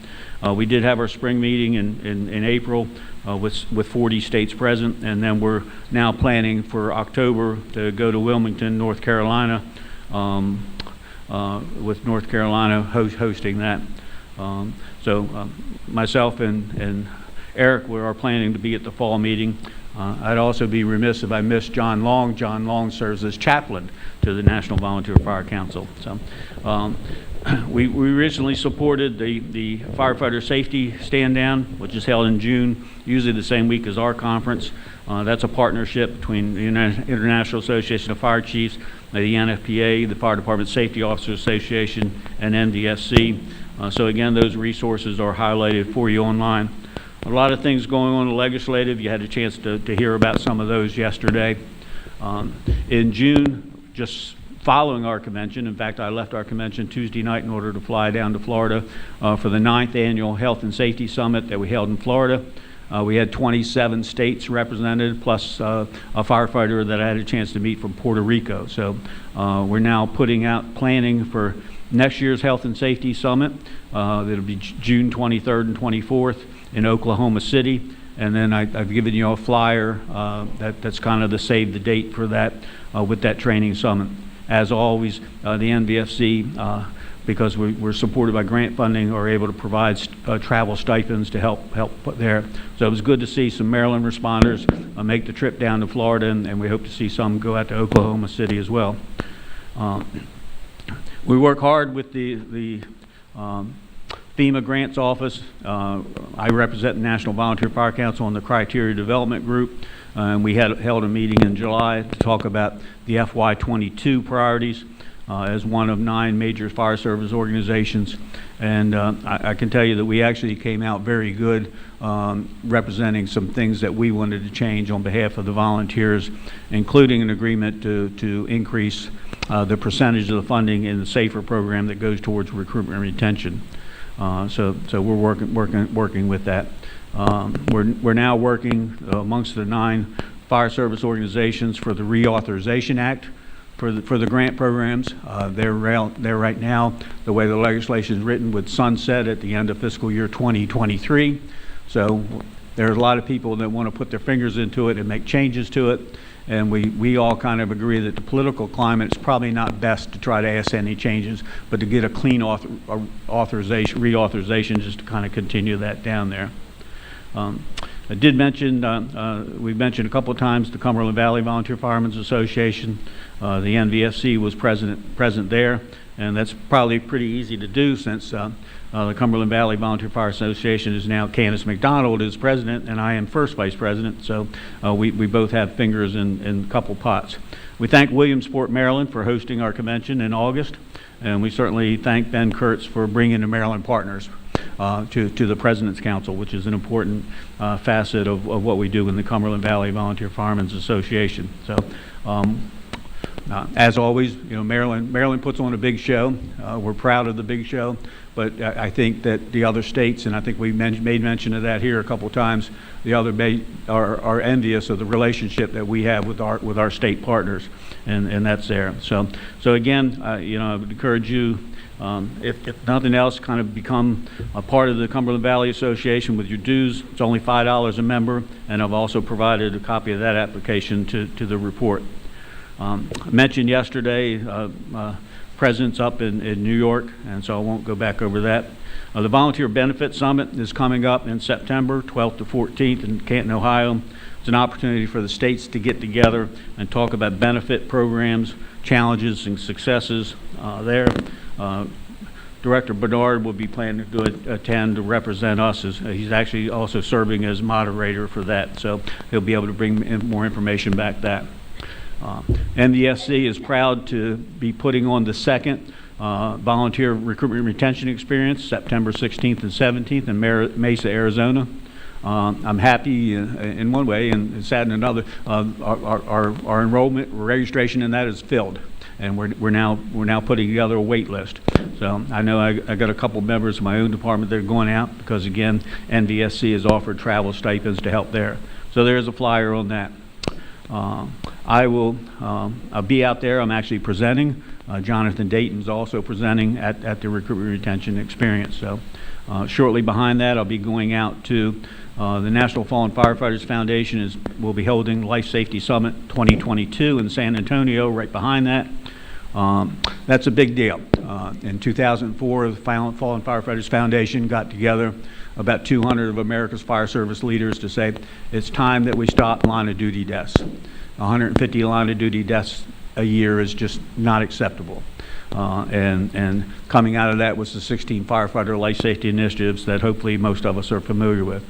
And the agreement was we need to get back together it started 10 years because 2004 and then they went 14 and then they said, well, maybe 10 years is not long enough. Maybe every 5 years. So this is actually the fourth summit that will be actually addressing the life safety initiatives and other programs that we need to do to continue driving down the line of duty death numbers that we have. I've mentioned several times the importance of the lavender ribbon report and the yellow ribbon report. Those are linked to the report that I've given to you. Again, I've taken a very strong affinity not only to the yellow ribbon report, but everything associated with the mental wellness programs. My own mental wellness program, it's okay to say I'm not okay. I've now had the privilege of taking that more than 10 different departments across the state, probably reached more than 250 members, and again, continue to make that presentation available to anybody willing to give me the invitation. Kind of keying in on that mental wellness thing, I'm excited that the National Volunteer Fire Council has approved a new member benefit program, and you'll see some information coming out on that soon with Provident Insurance. And I've actually given you a flyer that is the baseline program from Provident Insurance on the mental wellness, the first responder assistance program. That's going to be a new added benefit for NVSC membership. Basically allows you access to counseling, up to 5 counseling sessions as part of the member benefit program, and that's provided through Provident Insurance. So additional information is coming on, but I was able to pull up the flyer from Provident Insurance that basically describes their program, which I think is exactly the same as what we've contracted with them. So I kind of leave that with, let's not forget membership in the National Volunteer Fire Council. And membership in the National Volunteer Fire Council provides you the $10,000 accidental death and dismemberment policy, the new first responder assistance, access to free training opportunities, access to other discounts, access to the stipend programs for our conferences, and normally those dues are $21 a year. And MSFA has a special rate of $18. MSFA, because of our SAFER grant, pays 1/2 of it, so that's $9 per year per member. Consider that. I basically, through funding in my own department, basically enroll every member of my department in membership in the National Volunteer Fire Council. With that, I give them the $10,000 insurance policy. I now give them the mental wellness protection. Is that me or another one? Maryland currently has 649 individual members. I'd like to see us bump that number up to over 1,000. Again, it's a $9 investment, and again, I have provided to you, as well as on the back table, a copy of the application for enrolling your members at just $9 a year. You can either use that with the paper copy there, or I've provided the link in the report. So I know it's kind of a lengthy report, but there's a lot of things going on at national level that I think are important to us and important that we bring back here. And at this time, if there are any questions, I'd be glad to take those. Dave, 1, 2, 3. Dave, I know with Dave Finger gone, I haven't heard any correspondence, and I haven't heard anything from Small Business Administration regarding OSHA's adoption of the NFPA standards. Have you heard or seen anything at all with respect to their eventual aim to adopt the NFPA standards into the OSHA? No, we've not heard anything new, and I think Okay, part apparently of it's all behind. Yeah, I part of haven't that heard with the anything. loss of Dave Figure. We probably lost a little bit of track of that. Yeah. But, Okay, I have not heard anything other from the Small Business Administration Committee, so if I do, I'll let you know, but I just wonder if you heard anything. WSC. Yeah. Any other questions for NBFC? And a copy of those reports and all those other flyers that I mentioned are at the back at the secretary's table for the other attendees to the meeting. Thank you. Let's see if we can do this without making a huge noise. Good morning, everybody. The report from the Cancer Support Network was submitted online. There are copies in the back for anyone. We have kicked off this committee again, kind of coming out of COVID. We're currently developing a calendar of events coming up that we want to put on with some corresponding budgets, incomes, expenses, that sort of thing. The committee has decided to distribute the bags that are on hand in the Crofton storage, and then transition now over into providing fuel gift cards for members to help offset those fuel costs riding back and forth to treatment. So we're working on that to 3 different places: Sheetz, Royal Farms, and Wawa. We are working with Kate to update the information on the website. That will include a Google Doc for our members across the state to request assistance from the committee. That information will come right into the committee, and then we will work on getting that gift card in a bag if they would like one of those out to them. We're also assembling a list of some community-based resources for each region of the state that might be able to provide some additional support to our members should they need it. Also working on ramping up the communication that our committee is here. It's wanting and to support our members that might be dealing with that sort of diagnosis. We're going to be ramping up on social media, putting things out in the trumpet. Yeah. And asking for folks to spread the word through their company and county association meetings. Also looking at raffling off one of I think it's the last large fire truck toy box cooler.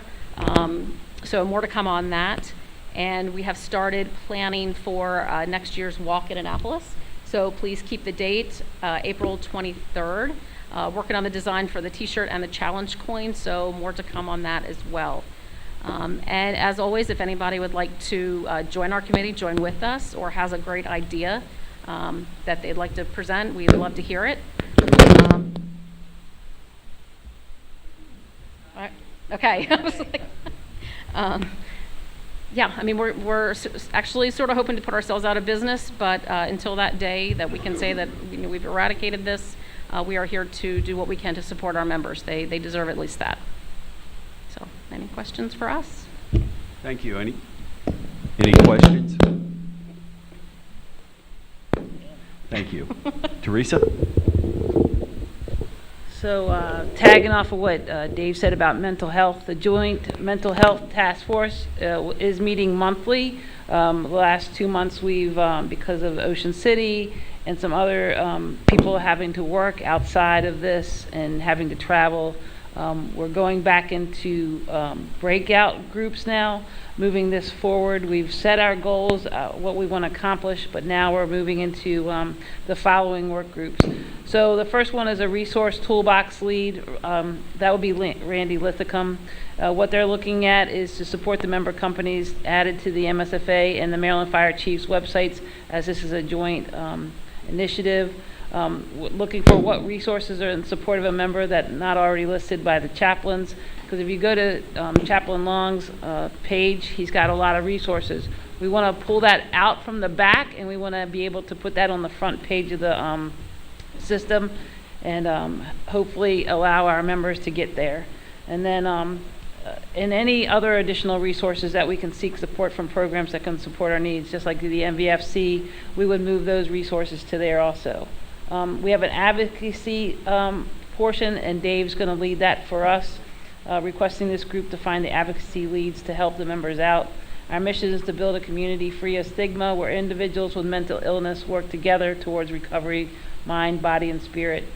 Just to let you all know, President Biden did submit and support and sign legislation, if I can read my own handwriting, it's extending the PTSD to the PSOB benefits. So there'll be 3 categories that if a member dies from PTSD, suicide, related illness, stress and suicide, they would fall under 3 criteria. 1 would be mass casualty incident over 3 victims, mass fatality incident, 3 dead within 1 event in close proximity, and 3 mass shootings, 3 dead within 1 incident in close proximity. Don't understand how some of those, so if you think about it, and it's going to go back to this, and Dave and I talked about it also, for that specific reason, it's just like cancer. You're going to have to go back to that specific call. The only cancer now that we know that is immediately is a 9/11 cancer. So that's been certified and moved forward. This is a huge issue.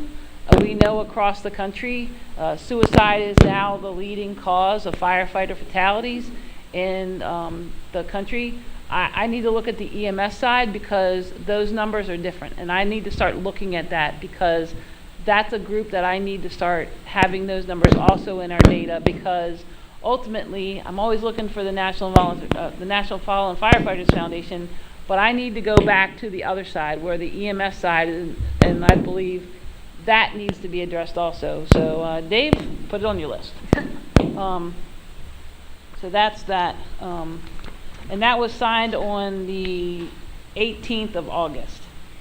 And then I have the chaplain's resources and trainings. Chaplain Long and Chaplain Bowers have great programs out there. And to get our chaplains, not as Chaplain Bowers uses the exact words, is not just blessing of the food. The chaplain is, as I'm trying to use his words that he uses all the time. He should be here saying it. But it's about the support and mechanism. A lot of people, they might not be a religious person or looking for some kind of spiritual guidance, as some people say, you know. Being Catholic, raised Catholic, go to church every Sunday, mass for shut-ins when you don't have the ability. I had that, but seeing it from his eyes and Chaplain Long's eyes, there are a lot of people out here that just, that's their church. And Chuck Walker calls every month they meet, he calls it Fire Church, you know, where that's his church. And maybe that somehow people think that way too. So the resources and tools that Chappie actually has, and he's trained all of his chaplains in the Maryland Fire Chiefs area in this segment of not just doing one thing, but encompassing all of those needs. So I'm asking the 2 of them to be the lead in that, to allow them to help support a chaplain coming through and wanting to give back than just, you know, as Chappie says, blessing the food, because it's important. We've included our family needs, and Cindy's going to help us lead that, and that's going to focus on the fire department families and the children, especially the children, as it was stated earlier. They see it, and it gives them the opportunity to help support a change. And maybe that family member doesn't see it in themselves, but their actions, their mental health blocks them from seeing that they're doing something to themselves. And having that family being able to reach out to us and reach out to the system, they'll be able to help their family member out along. And then the training needs, and the program lead is Sandy Gallion. She has a great program that she does through Harford County, and just for what her family went through and how she's been able to, one, help not only this location in this county, but ultimately helping the state as what she's done. And then curriculum development. I have, so MIFRE, we were trying to figure out the best way to get this information to the students. As Dave's told us, the instructors are given a slide deck on peer support. Well, how much is really being engaged in that student's mind. So when Maryland created the Canvas, the ability for people to log in all their information, it's a support document that when you take a class, and if you haven't taken a class, that information's there, but every time you start a class, you have to sign documents. You have to read things. So between Randy and Eric, we're going to try to create some kind of slide deck that goes in there. They're going to work on that part and be able to format some kind of either a video for them to watch and then have them sign it saying that they understand it, and then how they're going to be able to reach out. Now the national number was released, and we thank MIFRE to that they printed all that stuff for us for Ocean City. And actually I need some more cards. Hint, hint. I need to now add, and then Randy and Eric know that they have to go back and redesign it, because we're going to add the national number, which is 988 on there. So the number that we have on there actually goes to Syscom, that they reach then out to us. So if a member, it's all on your EMT cards. If you don't have EMT or paramedic, it's there, and I think, you know, that's there. But having that ability to put it into Canvas and then having that, but then what about the people that we don't have for that? So that's why we're trying to make the toolbox bigger for our members and then getting it out there. And I'm looking for people that want to help us. You know, there's people out there that do this. And then to just segue into the last statement. So a lot of people have a hardship about the union. Some people have a hardship about the volunteers. Some people have a hardship about, you know, everything. But I can honestly tell you that this is a group effort. So in November, I told Chief Phillips, when we were in Ocean City, Ben Barnes, a good friend of mine who's, you know, delegate, I said, how do I get my money back that the state took away from public safety for mental health, which mental health is not even going back to the fire service in Prince George's County. So they took $42 million away from the public safety fund and gave it to Doctors Community Hospital, Linus Health, which is a private entity. They built an 18-bed facility, and it's not even there to use for the fire service or the public safety. So he's going to write a bill in November. I'm going to meet with him. We're going to explain everything. He gets the gist because he understands it, because that's what he does as a lawyer, helps support the fire service, the public safety, the branch. And he's going to try to get that money back for us, so that a member who, if their county does not have some kind of program to help them, and a lot of people will say, well, I don't have the money to go to the hospital, or I don't have the money to find a therapist.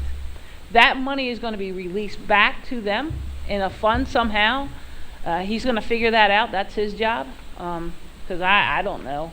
But he said that that would give that member the ability to go to the hospital and seek the support. And then once insurance starts kicking in and all the other stuff, that's that first hurdle that some have that they just can't afford. As we know, it does cost a lot of money. And then I met, well, when Mrs. Heineke passed away, her grandson's girlfriend actually works for the union. She is the deputy director of the Center of Excellence in Upper Marlboro. She came to me and she says, Teresa, I know what you're doing, and I want to help the volunteers. I can't put you in that bed, but I can get you the resources that we need. So I'm going to be working with her, and she's going to create a resource toolkit for us also that we'll be able to use. She goes, I don't care. I don't care about a seal. I don't care about a stigma. I don't care. I want to help the people. And as deputy director of that center, that's what she's helping us with. So we'll have a meeting with her soon so that she can find ways to help us. And then I've met with Buttle from the union, and now I got to go to the public safety route. Some of the FOP, they're going to help us, but we're going to have those people come and meet so that we can get this bill passed in Annapolis to help all public safety, and feeling that that's the best way to approach this. But you know, there's tools out there. And then Mike Wells, who is the union's person for Prince George's County, and he's also the union for the state of Maryland. He actually does all the mental health stuff for them. I have problems, I call him, he gets me the resources. And again, he's all about helping the people. He doesn't care about a seal, he doesn't care about a title. It's about helping the member and helping the family out. So he's been able to help us. And there's a group, because he doesn't send people to the Center of Excellence in Upper Marlboro. He actually sends people to the Baltimore area, and there's a place out in Ohio that have helped first responders. And it's for the volunteers that can't go to the Center of Excellence. So yep, what is it? Say it again. Fortitude, yep. So they're working with us. So just to let you all know that that's what we're trying to do. Buddy, I apologize. I did not know that you were my executive person. I've added you to this, and then from that moving forward. Yeah. So, but we're trying to do the best that we possibly can, and then having that ability. Sounds like in a very short time you've been very busy. Appreciate it. Any questions for Teresa? Okay. Thank you. Thank you. Teresa, stay put. I gotta get my other notes. You got to get your other notes. Yesterday we skipped over the life safety, fire prevention and life safety branch, Bobby Phillips.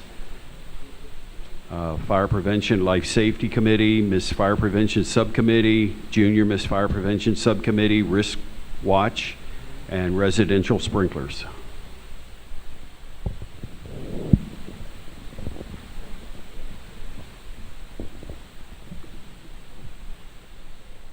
Sorry, but I didn't see anybody from scholarship.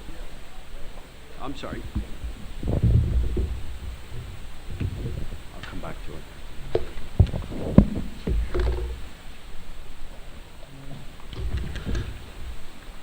Go Chief Phillips first. And then we'll start with Teresa. No. Here we will. Okay, so my report, actually, we had done it a while, and then I sent it again because I didn't see it, and Doyle said that he never saw it, so it got there Friday night, and I apologize. So we had our first meeting of the year on July 24th, and that was at United Communities. Our next fire prevention meeting is going to be at Western Enterprise on November 13th. We meet at 10:30 in the morning. We have a joint meeting with the LAMSFA, and I know that you had the fire marshal's report yesterday, but I have a big concern, and I told the fire marshal we were actually going to do a different display. And so has anybody ever registered with an Airbnb before? Do you know there's an amenities clause? You can click on your amenities. Well, I changed my theory today because of two girls that died in a fire in New York, Hamptons. That Airbnb, I found out some things because I like to dig information out.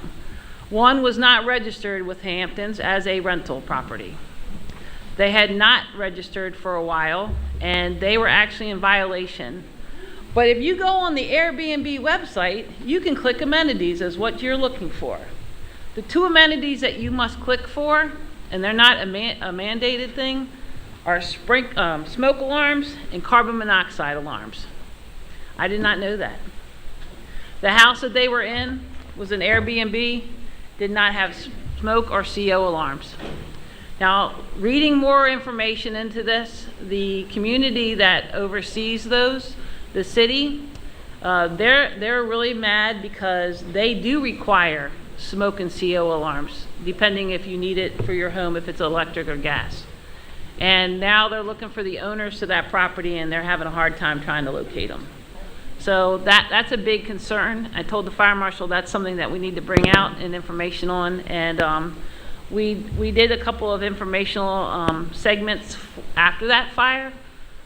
Knowing you're coming from a very strong state that has a lot of important fire prevention and life safety initiatives, and then you're going to another life safety or another state, and you don't know what their life safety initiatives are going to be.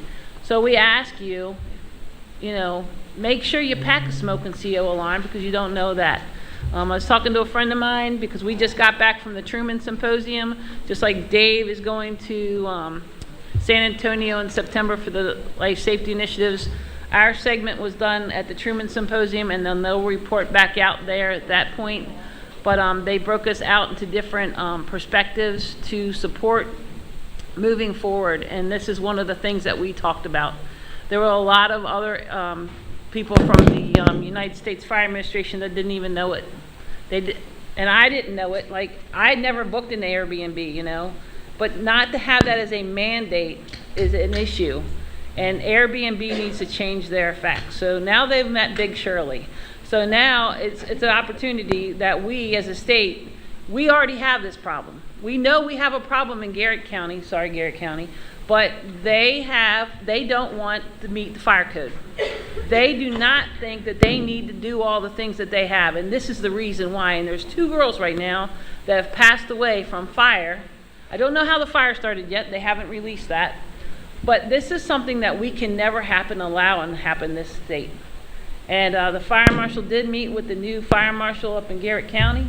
Now, we're going to still control a lot of this stuff, and they're going to do certain things, but I think the guy coming in thought a lot of this stuff was already in place, and he was amazed. So hopefully he'll get the right thought and not do the wrong thought. So, that's a big thing. And then I can officially announce that we do have an intern for the exchange program, Sarah Norman. She is a volunteer in the state. She's also a student at Stevenson University. I'm very excited because she has a graphics and communications background. So we have her starting to do some graphics, especially with Joe Walters, because he does a lot of this stuff for us. So she's going to be handling that. She is going to be living on campus, and she's going to be doing an RA program for them also. And then Barbara Sue, they're going to be working on a mouse pad design for the auxiliary as a contest, and we're going to figure out a way to make that mouse pad into something that they'll be able to sell and help support back into the program. Cindy will report on Risk Watch. Lori will have the ambassadors program. But the girls are doing great. Ashley and Caroline, they're out there. They're trying to do as much as possible. Fire Prevention Week is coming up. Have that announcement in the back also. The flyers are there. The NFPA's released the information. It is now available for purchase. That's the only thing that you have to buy from the NFPA is the physical, like signs and stuff like that. But everything that they have is downloadable and free, as we've stated before. And from the national level, for NFPA, we meet monthly as a group. There's 256 of us meet on a Zoom meeting every month. Our last 2 meetings have been on Fire Prevention Week and getting what's happening later to move that forward. And then, because that's coming up, as we all know, and I think one of the things that will help some of the departments, because a lot of us, the resources go to the foundation to help the families that are coming in, but since they're moving to May, that will open up a lot more support. And Joe and I are working on trying to do 2 things. One, a public safety day at the Ravens, and then something at the baseball stadium for the Orioles. And then we're going to do a public safety day. It was too late. The fair already had the spots filled. But next year, moving forward, the state fair meets on 4 weekends of the year, and we're going to have a big, huge public safety day at one of the weekends. So we'll be able to get everybody there and help support and get the causes out. Vision 2020, they're working on the next level of the strategic plan for them. This state is part of the CEF program, and meeting with some of the people for the Vision 2020 aspect. There are a lot of people in this country, like the president said, you go to other locations. I don't understand why they're not getting that down to that level, but we try to get as much information out when we get it, and some states are not communicating. I had a call with Mary Kay Oppie about the Vision 2020 state representative listing, and she knows that's a concern also, and that they're working on that too. So hopefully that'll get out there. And then going back to the NFPA, the desk reference, that was not released to us in June. It will probably be released by the end of September. There were some updates that they needed to do from stuff. So the new chapters coming out are pet safety and the youth fire setting. And then for Maryland Weekend, when we go to Maryland Weekend, our program for community risk reduction is Juvenile Youth Fire Setter Program Manager. You do not have to be already certified as a fire support person for juvenile fire setting. This allows you to understand how to create a program and what you need to do to keep your program going. So that's our ability. And then Vision 2020 has a great opportunity, and right now we're doing this in Montgomery County, 2 schools in Baltimore County through the Fire Marshal's Office, a school in Jarrettsville, and a day camp up in, they're working on the day camp part, but that's going to be in the city of Baltimore. It's called Sound Off Young Minds. So we've been partnering with them for a couple of months now, almost 2 years, technically through COVID. But the biggest thing with this is every school teacher in the country is now going to receive Sound Off, which is a fire prevention and life safety initiative for 2nd and 3rd graders. It's a well thought out program. We are now allowed to release it to our level. So I'm going to work with the group so that we can put it on our website so that people can click on it. And then it's a great representative of like having an escape plan, checking the smoke alarms, checking CO alarms and such, and that can help move the young kids forward. And then it's just continuing that emerging leaders aspect to helping the kids out. And then again, I want to request everybody, if you can, please register for the Mid-Atlantic Life Safety Summit conference. That's September 20th. It's at the Applied Physics Lab in Laurel. Again, our Maryland weekend is February 25th and 26th, 2023. And then our Fire and Life Safety Educators date is March 25th, 2023. And we have Ron Kannerman. He has agreed. Ron Kannerman is the Deputy Fire Chief in charge of prevention in the New York City Fire Department. I asked and reached out to him because of the electrical fires that they are suffering in New York City right now. They just changed their code on some things. We talked about it somewhat yesterday about the electric vehicles. So I'll give you a brief on him. The fire that killed the 19 in the apartment building, we know it was initially the fire was contributed to a space heater, I believe, and the people didn't shut their door as they left. They left it open as they got out. That fire went through the center stairwells and the elevator shaft of that building into the higher sections. A friend of mine was on that call, and I reached out to him and asked him some questions. And I said, well, what happened? Why did so many people, like, what were they finding? Like, what did you all deal with? The problem was they're stealing these scooters that are on the street, and then you can go to Amazon for $100 and you can buy a code, it's a cheat code, and you can actually overwrite the system. So what they were doing is they were stealing the scooters, and they had them lined up in the hallways, and they couldn't understand where all these hot spots were coming from. On like the 12th and 13th floor, they're like, what's going on? Well, they were all illegally charging because the charger was not compatible to that. And because of that, it overloaded the system. So that created additional fires from this. So as the fire advanced, that's what started a lot of the other stuff. So they changed their code on that. So fast forward, Ron was telling me that they met with a gentleman who started a company because electric bikes have become very popular up in New York City because they're still using carrier services for a lot of the businesses to get things around the city. So this guy got a thought, and he got a room probably the size of this room. He's got it all set up. He met with the fire marshal's office by code, and you can put your electric bike in there every day and it can charge, and he's only charging people $100 a month. So they were finding these bikes in hallways of apartment buildings. They were finding them in, people are having to take them up stairwells because if they didn't have an elevator, that was something that they had to deal with. So Kannerman's going to bring that, and then we're going to meet with a group out of the state of Maryland has a program for electric vehicles. They have a car club, and they're going to be bringing some vehicles there that day. And then I'm meeting with a group out of Greenbelt because they have had a car club in the city for a very long time. And what's unique about their car club is some of those cars were gas, and now they've been able to find ways to convert the car to electric, and they have both setups. So we want people to see how everything is happening. And there's a Tesla or showroom dealership right up the street from the fire marshal's office.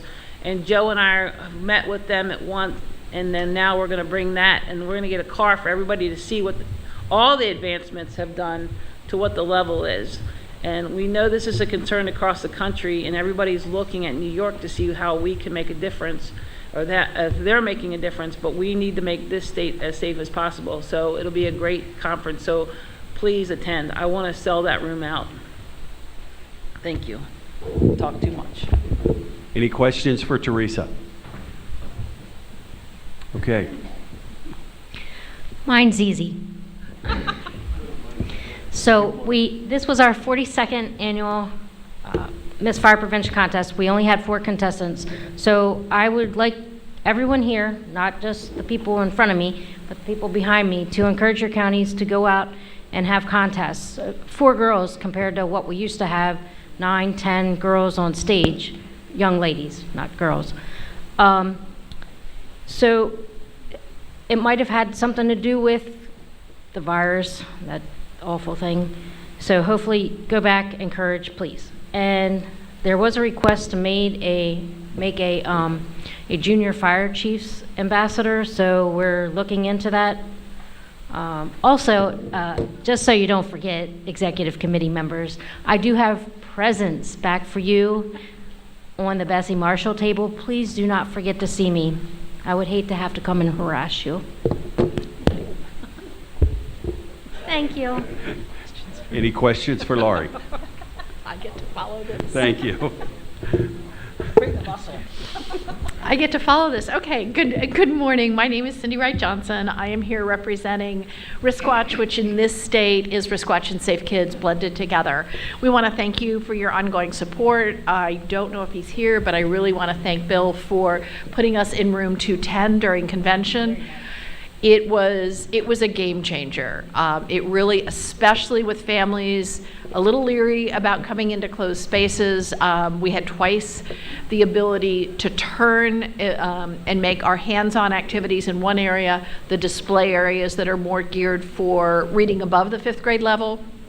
In another area, we already have plans for next year, which is to create an area that is specific for those who cruise and toddle and do all those things, and put, with the electrical capabilities in that room, create a space that may be more of an entry and exit for middle school and young adults.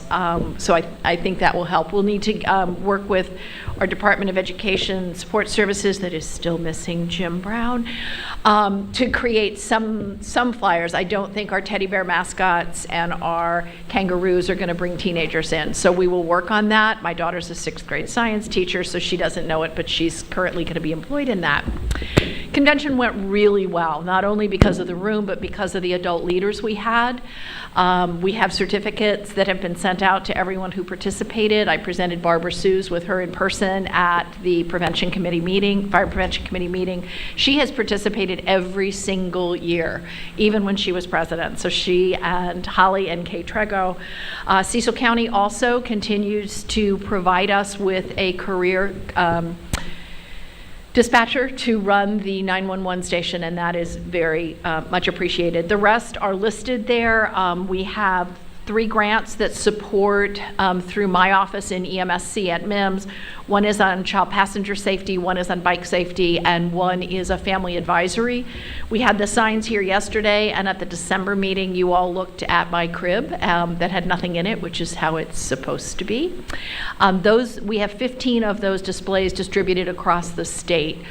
Almost all of them are available to be borrowed if you want to use them at an event. I believe the one in Washington County is permanently in the nursery, which is a specialty care nursery, so it is not going out because then it couldn't come back to the nursery because of epidemiology, but we will make those available.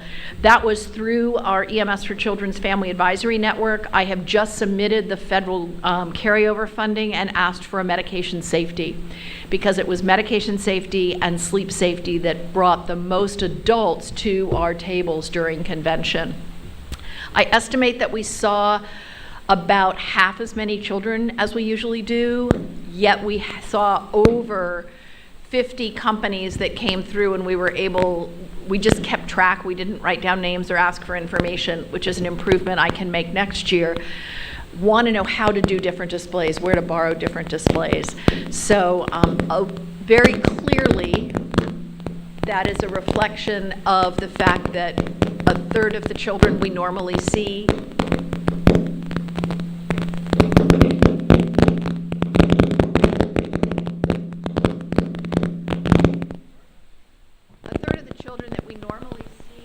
not get access to vaccination. Somebody left the popcorn machine on.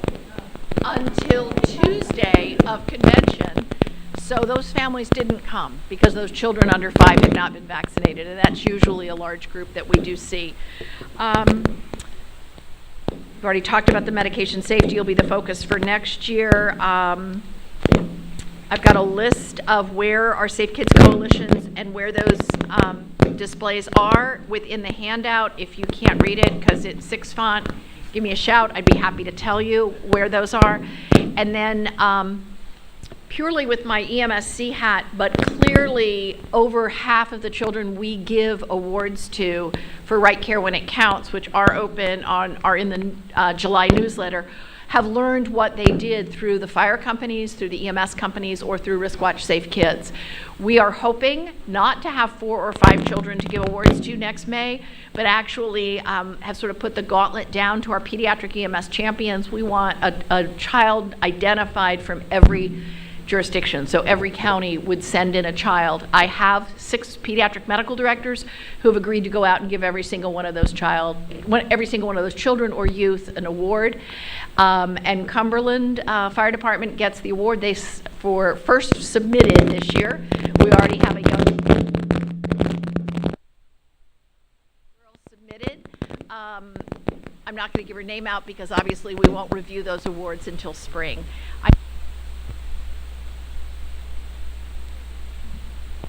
Any questions? Thank you. Sprinkler, residential sprinkler? Yes, sir. Mr. Chairman, members, short, sweet, and to the point. We are having a busy time right now. Between August, September, and October, we'll have 6 requests for the use of sprinkler trailer. Phenomenal. Sad part about it is 3 of them in the same week. 2 people are going to lose out. Can't rehab that quick.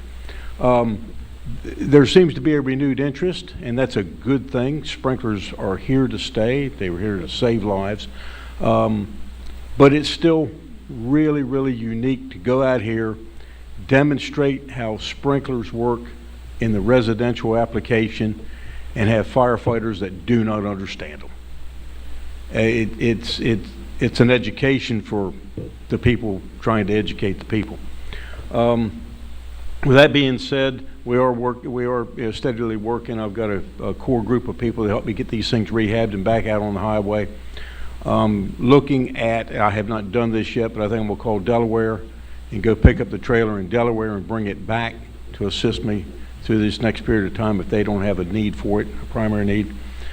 The other thing, and I've brought this up several times, I'll continue on until we can find a resolution.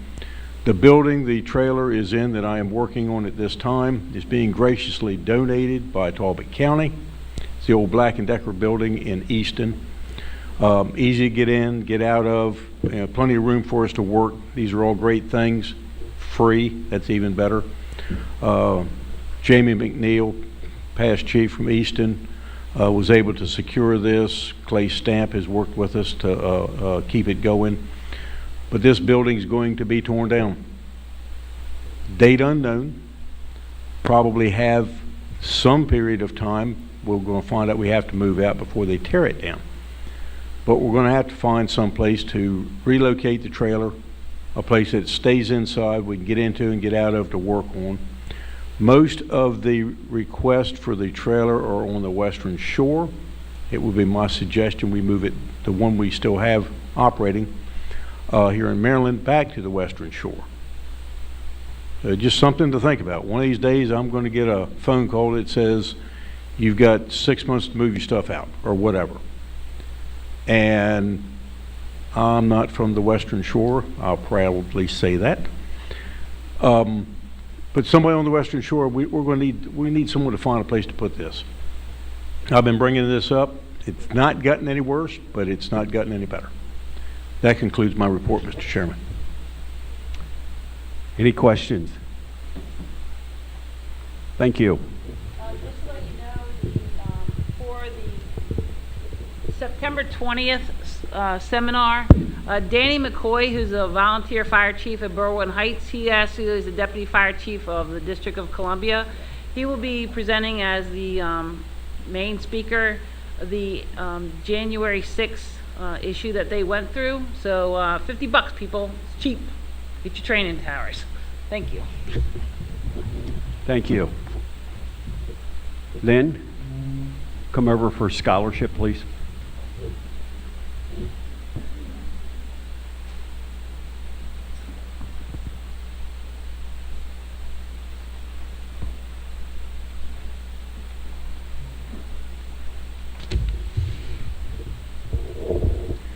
I'd like to thank President Kurtz for the opportunity to serve as the chairman of the scholarship committee. I look forward to working with the committee and having open communication to move the committee forward. The committee will be working on revamping the information on the website, providing a list of current scholarships, and create fillable application forms. It is our intent to create, update, marketing information to educate members on scholarship opportunities through social media, the MSFA website, and weekly reports. The committee will work with those organizations that have provided scholarships and provide them the opportunity to present the awards to the recipients at the annual MSFA convention. And that's it. Questions for scholarship? Okay, thank you. Are there any committees that I missed? Okay. Based on how quickly things went yesterday, I asked the auxiliary if we could have lunch around 11 o'clock. So what I would propose is we take a break for lunch. The executive committee, we need to have a quick executive session over in the conference room. Chaplain, if you'll offer a blessing. Please join me in prayer. Almighty God, thank you for this morning. Thank you for the information shared, Father, and thank you for those who participate. Father, now as we take this time out to break bread together, Father, we ask you to bless those who have prepared it and bless this food to our bodies as we continue to serve this. We ask this all in Jesus' name. Amen. We'll look to come back approximately noon. Executive committee, if we could run over in the conference room, please. And officers.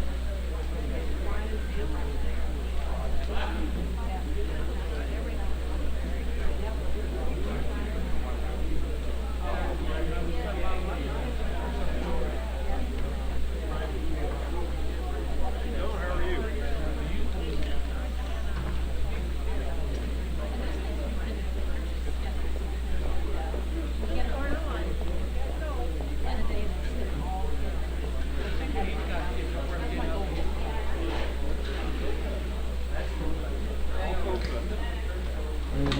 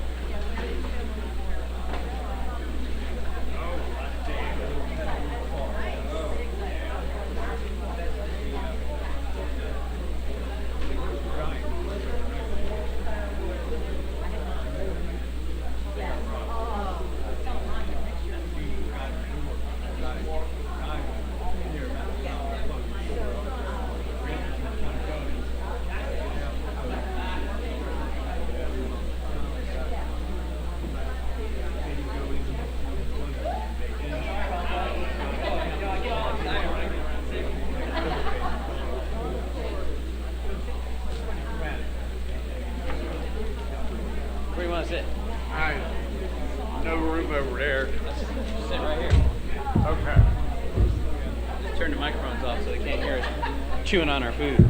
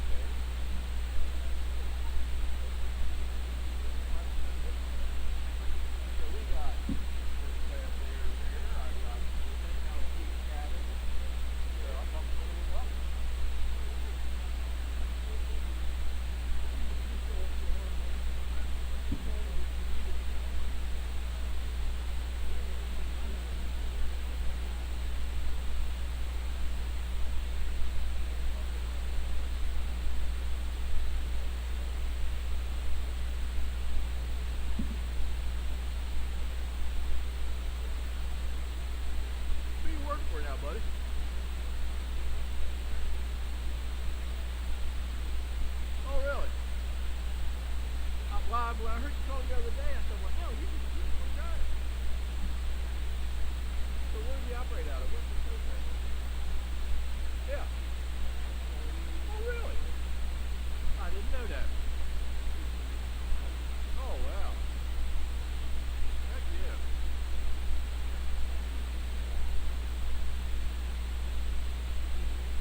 Yeah. Although, politically, though, she's got to win. She doesn't really have a top seat. Trump has been,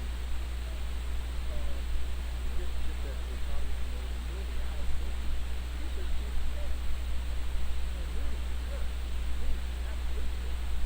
So, you know, the last 4 years, she's making stuff look minor. Oh, I worked on this legislation now, and, you know, really bipartisan. Oh, bull crap. You know. One way or the other, oh yeah. What we're gonna do, county exec, one way or the other. She's burnt out. I've talked to her a couple times. And I talked to her, well, I really thought she was going to state senate or be a lieutenant governor candidate or something, you know, but she's been involved in all that. She said COVID burned her out. She goes, I just need a break. I just can't do it. You know, I haven't heard from him in a couple months. Every once in a while I do see him or I'll talk to him. No. He started out the cab business and the guy that owns it, Jerry, that was his partner, died last year. Jerry Wood, yeah. Yeah, Blaine's still around. He's still around. Of course, his dad stepped down from the Senate, but his mom, their stepmom, believe me, she's no Ron Young. She honestly, Ron was very other thing. Ron was, yeah. Ron was there back when they had the flood. He's the one that got that whole flood control. He's the one that moved the fire department from the city of Frederick County. This is their association back in the 80s. He said, hey, we're running all these stalls out in the county. That's their transport. You got to take it over somehow. We're going to start charging or we're going to cut the wall and get some stuff. Uh-huh. Yeah, well, I've been a member in Frederick since 69. About 53rd year. Yep. Well, he's a member of the Independence of Virginia. Yeah, he's a member of the Independence, but he's never real active on it. Oh yeah, I remember going down there. My uncle Ed used to work part-time. I remember going down there, probably big pump on thing, I'll be working out front, you know, filling. Yeah, how's it going?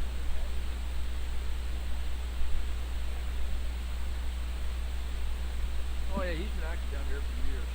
And he worked pretty regular back in the old, what they call the part-time days, before they had overtime. Oh yeah.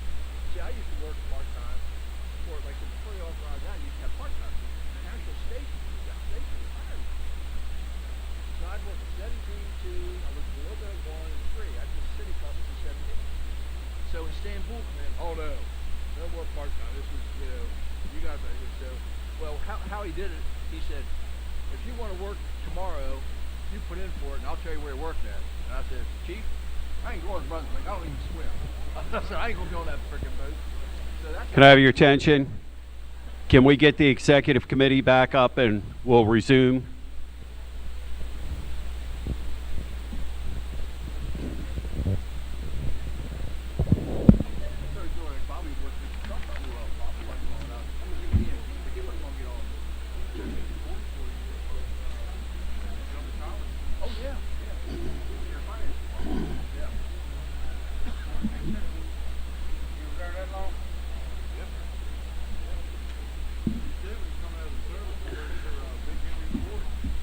I did not know that. I went to Montgomery College back in the 70s with fire science with Steve. He was down there then. I know he worked on all that.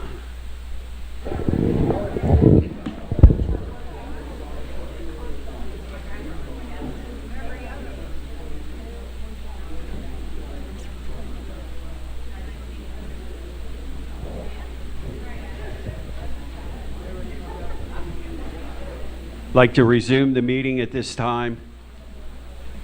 One last call. Is there any committees that we have failed to acknowledge or have not received a report from? Hearing none, we'll move into old business. Is there any old business to come before the committee? Is there any old business to come before the committee? Is there any old business?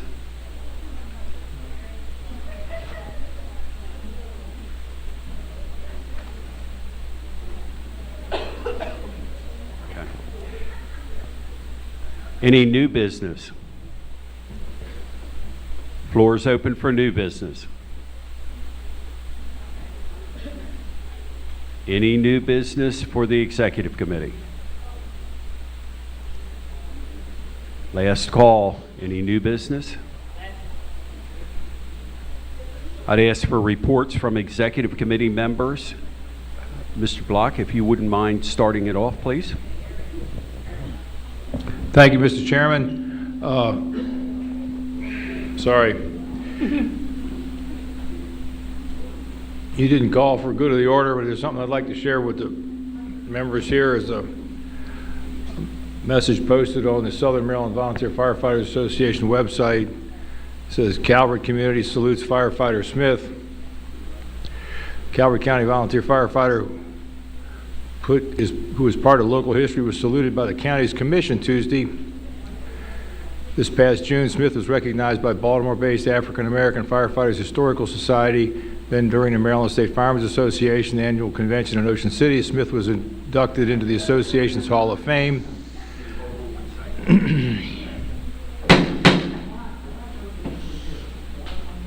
We need to hold the noise down back there.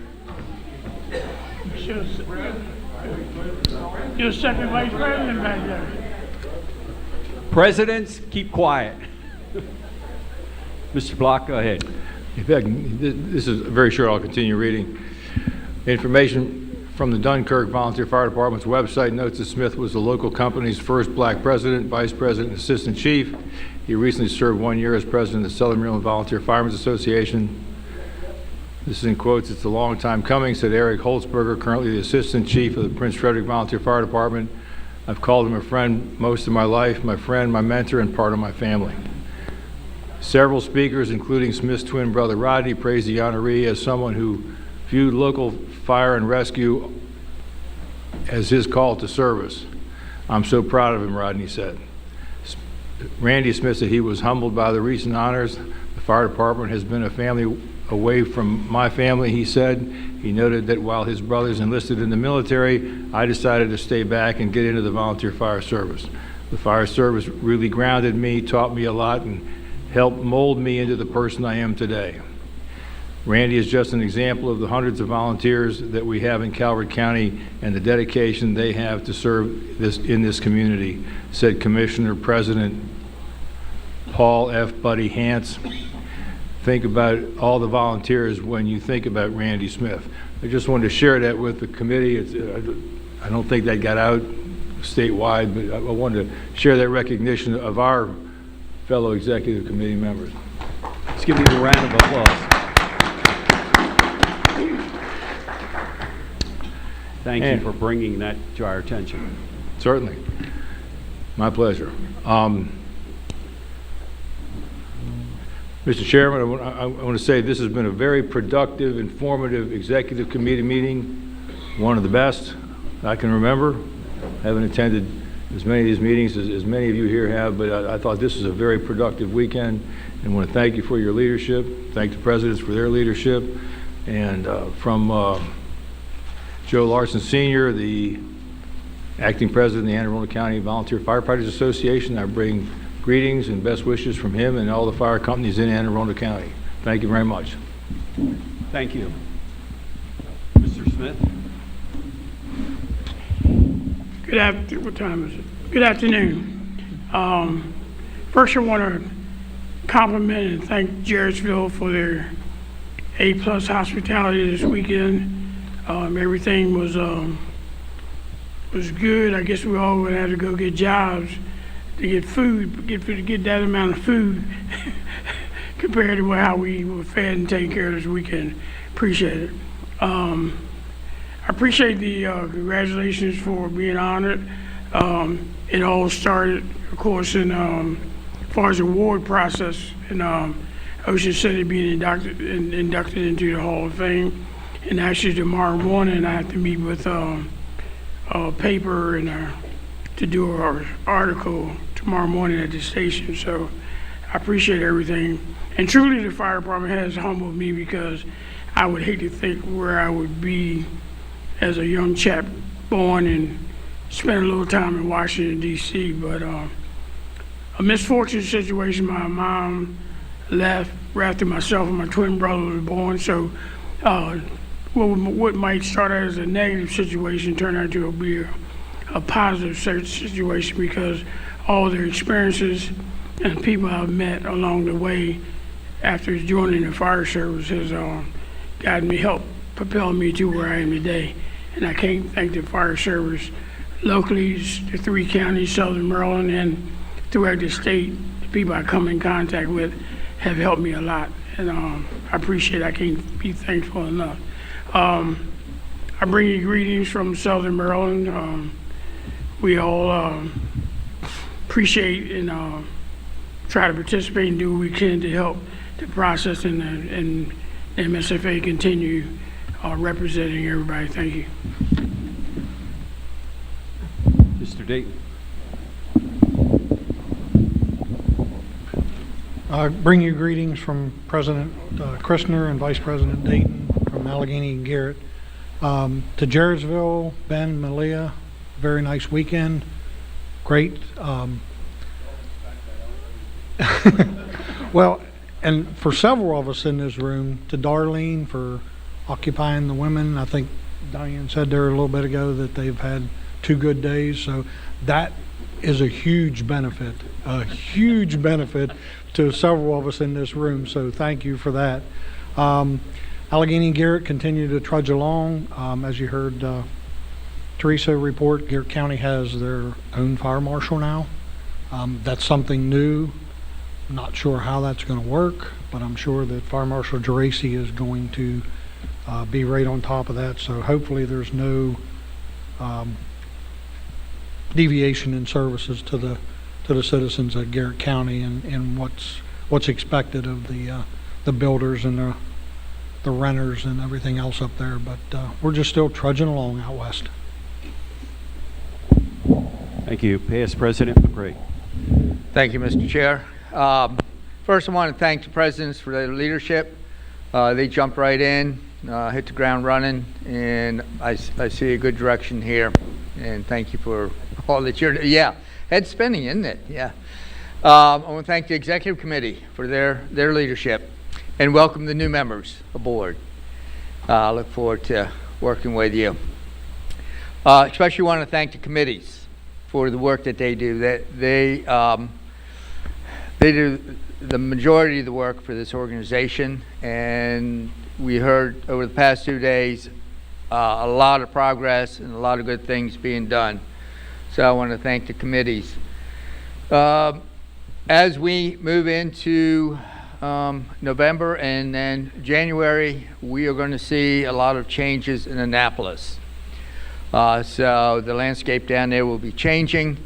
The Legislative Committee has a lot of work. I don't mean to steal your thunder, Mr. Phillips, but the Legislative Committee will have a lot of work to do to educate all those new members, in addition to our normal agenda of what we want to try to accomplish. To that end, if you hear of legislation in your areas that would be affecting us, please let the Legislative Committee know. And also, if you have initiatives that you would like to see us pursuing, please let us know. We talked this morning a little bit about bouncing around some ideas for how to look for a funding source for VCAF. I think we have a couple things we might want to be working on. So these are all good things to think about. So with that, again, I want to thank you, Mr. Chair, for your leadership and everybody on this committee. Mr. Lutz.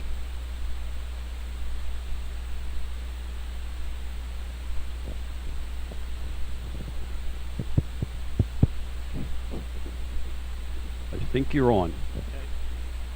I bring you greetings from Prince George's County Volunteer Fire and Rescue Association and President Whipple. No, you're not on. Sorry. Okay. You've got to be right on the mic.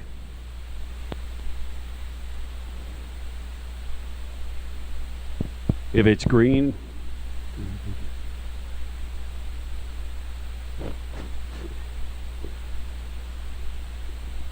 Green is go. Hold it close. Okay. Can you hear me now? Doesn't sound like it. Oh, okay. All right. I bring you greetings from Prince George's County Volunteer Fire and Rescue Association and President Vic Whipple. As most of you know, we're celebrating our 100th anniversary this year. The anniversary actually will begin. We're having a gala on August the 28th in Laurel at the American Legion Post. The rest of the convention will begin September 10th. We'll have our memorial service at Beltsville, same place as it was last year. I believe it's Beltsville Baptist Church.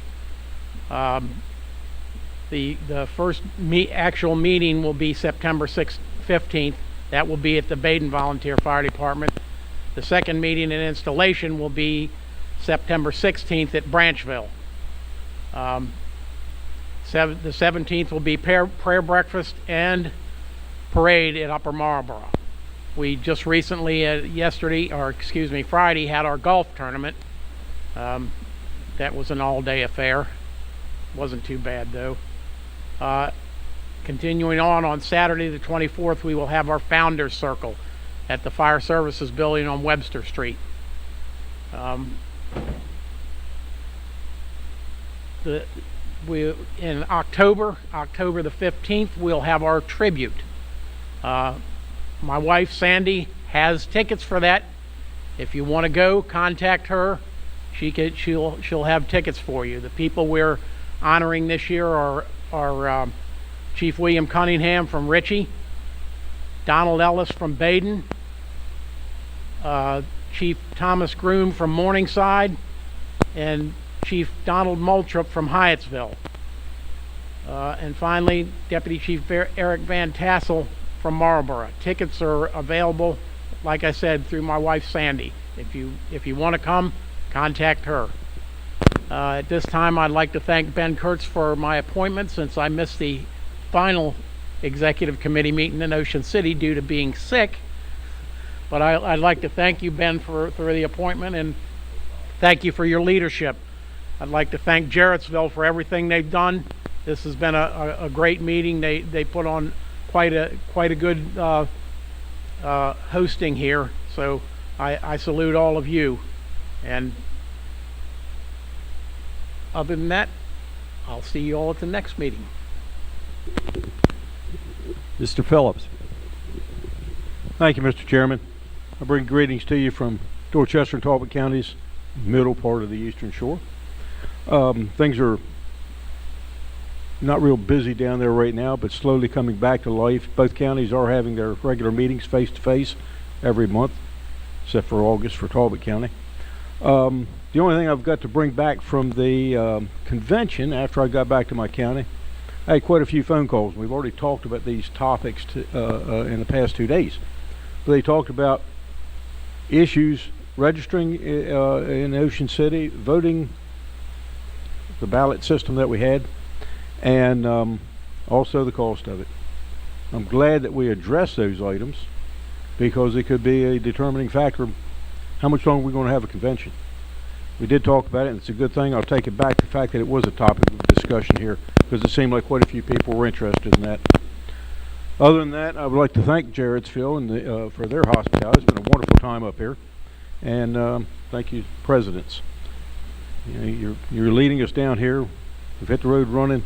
Let's keep it up. Thank you, Mr. Chairman. Mr. Simpkins. Good day.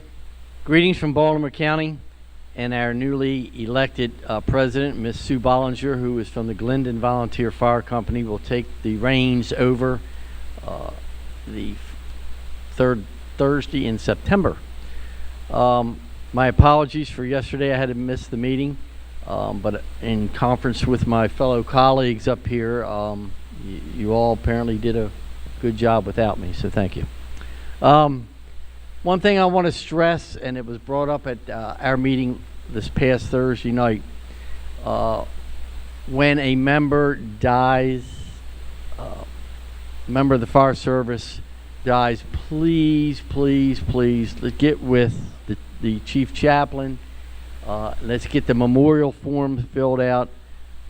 We've had 10 losses in Baltimore County since the first of the year, and I found out that only 2 people have been submitted. So I kind of jumped on them Thursday night, and apparently the chief chaplain got a whole bunch of emails Friday and yesterday. So take it home, gang. Let your people know. These people, they deserve our respect, especially at the memorial service in Ocean City. Once again, thank you.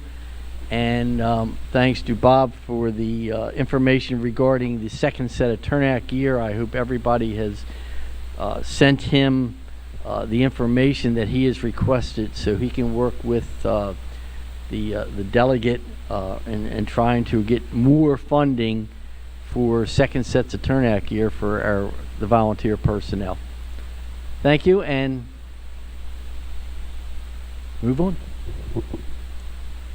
Mrs. Collins. Good afternoon. Can you hear me? Okay. Yes? No? Someone? Okay. I bring you greetings from Howard and Carroll counties. I'd like to thank President Kurtz for having the confidence to appoint me to serve on the executive board. And I want to thank the executive board for welcoming me and for such a productive weekend. I also would like to thank Carroll County.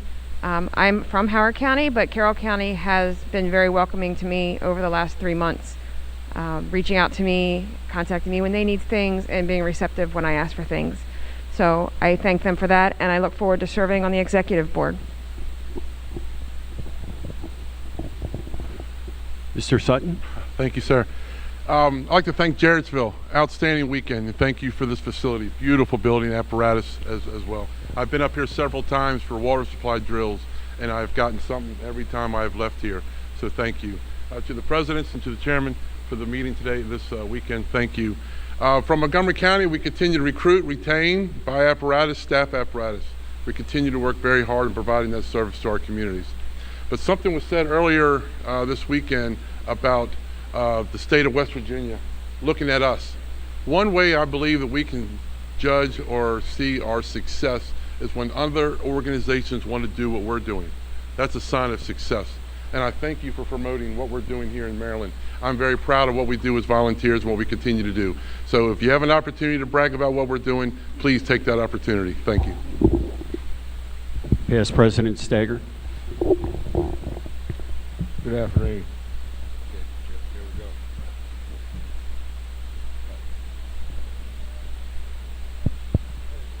No, we didn't have. We had Bill Huttonlock. Bill Huttonlock. He sat back there and held up the letters for us when we talked. Yep, one man show. Now we got 2. You know, but anyway, it's an honor to be back serving on the executive committee representing Worcester, Wycomico, and Somerset counties. And I thank the president. I think I'm going to thank the president. I thank the president anyway. My wife's not happy with Skip because he picked me to be his executive committee member for 3 years. But outside of that, I'm here to serve. I'd like to thank Jarrettsville and the Hartford Cecil Association and our committee chairman and members for being here this weekend, because without all of our people working together, we wouldn't be the success that we are. So thank you. Vice Chair Jewell. Thank you. And again, thank Jarrettsville for the hospitality. Thank you, Mr. President, for giving me the opportunity to see my grandkids and having it this close to them and stay with them. And thank everybody that's here tonight and here this afternoon and participating in the association and my fellow executive committee members. That's as Roger said, that's what makes the team, that's what makes it work.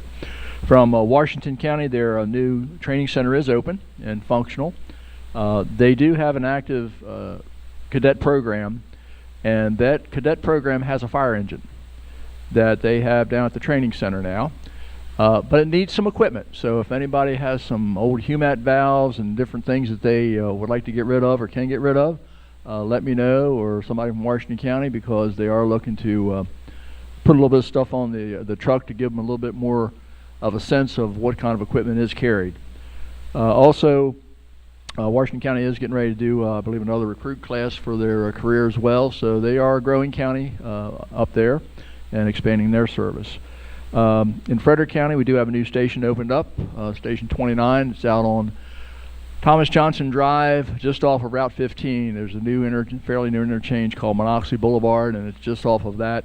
If you haven't been to Frederick recently, the whole north end of Frederick is growing very, very rapidly. The city has annexed actually out to Biggs Ford Road, almost to Walkersville, going that way, and then the other side of Frederick is growing again. So we're expanding very, very quickly in Frederick. The growth is just moving unbelievable.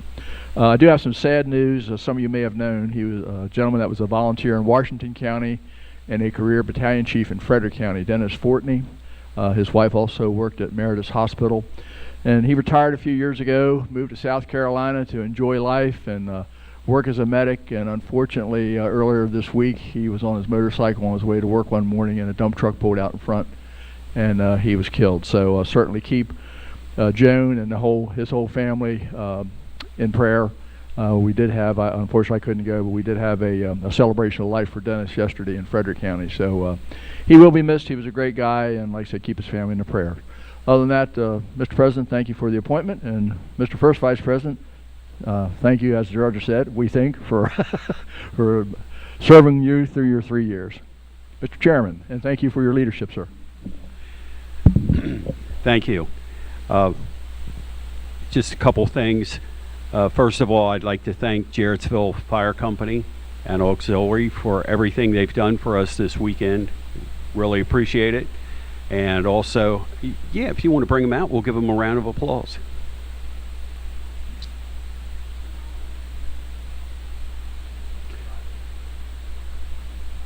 If you'd like, would you like to do that now, Mr. President? Okay.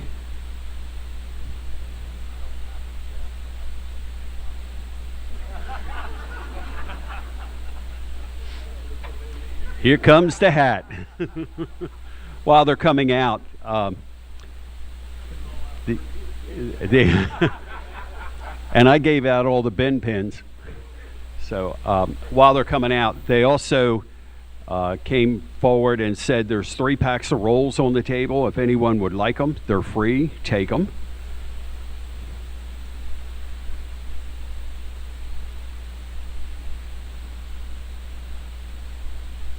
Ladies and gentlemen, okay.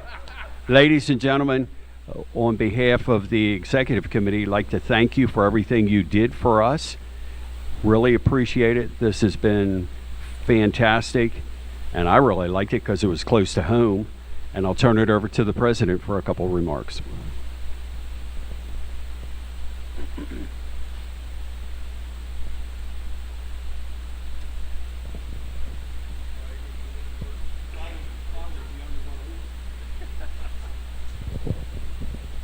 It's an honor and a privilege. We've been planning this for over 3 years of having the Executive Committee here. And on behalf of the MSFA, I want to give special recognition awarded to the Jarrettsville Volunteer Fire Company Auxiliary for your dedicated support to the Maryland State Firemen's Association during August 20th and 21st, 2022.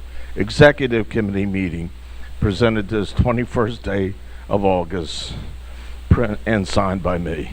Thank you very much. Let's get a photo. Let's get a photo of everybody. Sandy. Yeah. Get everybody up here. It's indeed, it's the men and women that were here yesterday for breakfast at 6 a.m.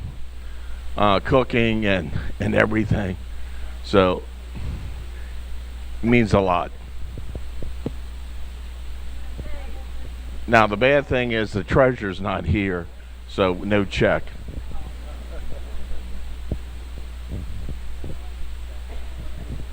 But he promises you a Ben hat.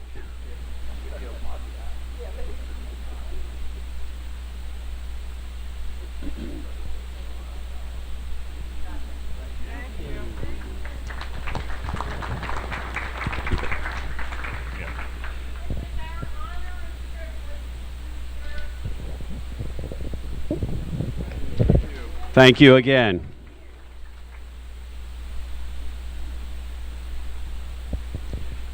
Harford and Cecil County associations continue to meet.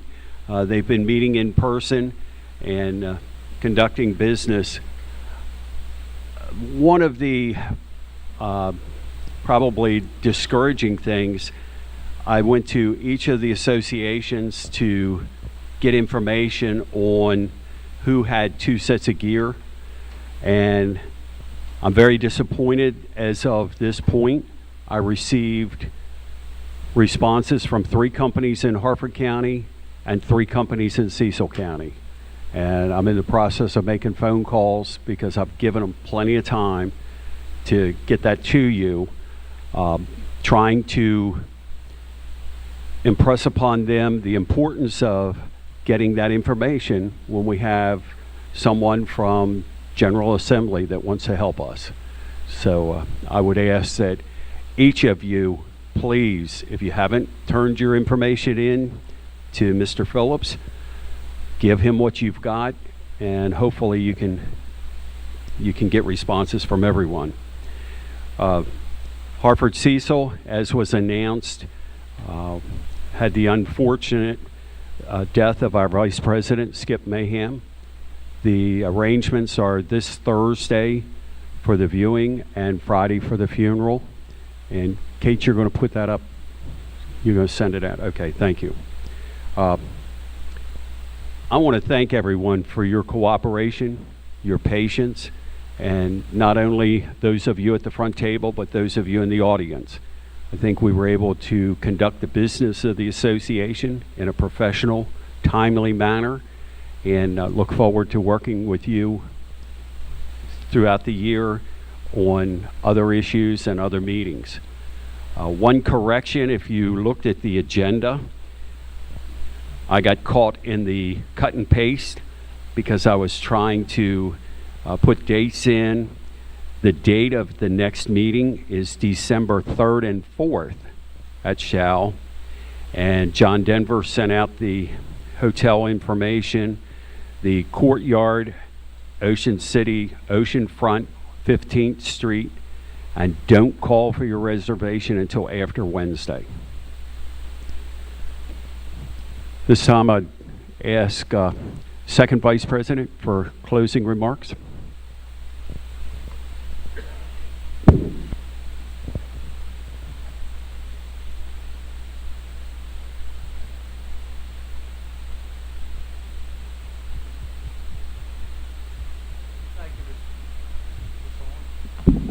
Thank you, Mr. Chairman. To Jarrett. Whoa.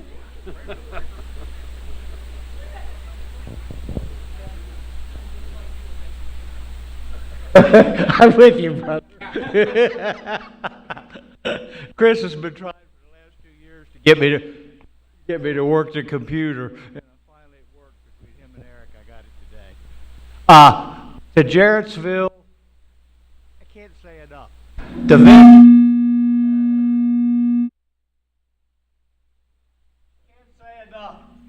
venue is great, and it leads itself to promoting a good working relationship with the people that are sitting here to work. The food's good enough to be Eastern Shore food. It's pretty good, especially the chicken. The people, y'all are great. Don't say it. Okay, I won't say it, but he ain't half bad either, really. Gang, fill out the stuff, the requests that come to you from the executive committee and the different chairs, like Kababi, about the gear, about what your station need? Things like that. Without that, we don't have anything to work with.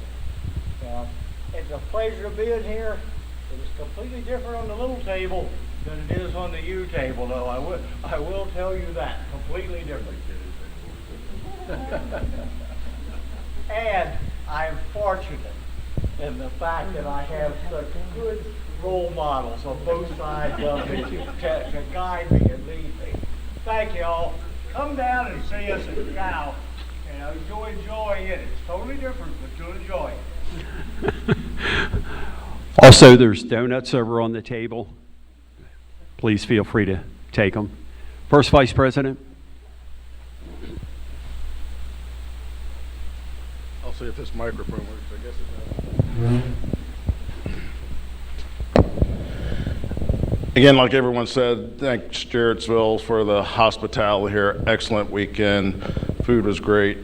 Meeting and talking to your members up here. It's always a pleasure to come back. Seems like every couple of weeks Ben is asking us to come back, so that's all good. I also want to say thank you to not only the executive board but our auxiliary members as well.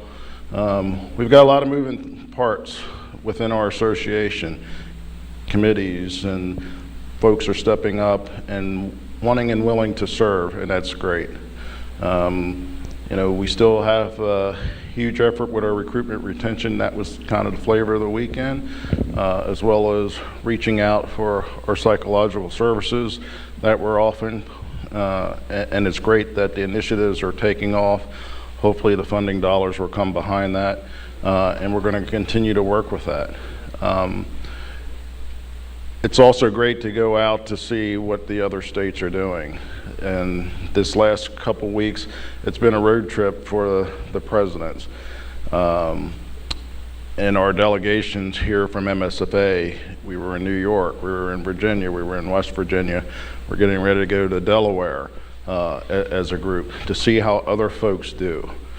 And we have to have a willingness to be able to look and see what other folks are doing to make improvements for what we're doing. We are, as I've said this weekend, we are so far down the path compared to some other organizations, and I'm not putting those organizations down. They need help just like here, and we're going to help them as they need with guidance and legislation and stuff. And you know, we go to their sandbox, take a little bit, borrow a little bit. I won't say steal a little bit because the superintendent will not like that if I say that. But we'll borrow appropriately. How's that? But I want to say to our members and the folks that are listening at home, thank you for everything that you do. The men and women that serve within the fire service need to be commended, and you are commended for continue to work in your communities. And it starts at the local level. And we'll help you through whatever processes that you need. But again, Mr. President, ladies, Skip, and all of you, thank you for a wonderful weekend, an excellent session, and be safe traveling home. Mr. President. Everyone thinks that they're going to get a meal like that last night at every executive committee meeting. It ain't going to happen. Just saying. If I would go to Mitch, he would tell me that, well, we'd have to do food trucks for the next 10 years, then maybe we could work and pay for that. But no, I want to thank the auxiliary and the members of the Jarrettsville Volunteer Fire Company from their planning that we've been doing. We were started here Friday evening, setting the exec, and trust me, that is definitely uniquely different. I'm so used to walking in and the room's already set up. And when you have to do it yourself, it's a whole different ball game. And the chart is so screwed up, it's not even, you know, because everything is just out of kilter and outdated. But anyway, I want to say to Richard Snyder, to Chris May, to Frank Underwood, these guys came here at 1 o'clock Friday till 5 o'clock. setting up all the electric equipment, all the sound system, all the video. Thank you, the three of you, and you deserve.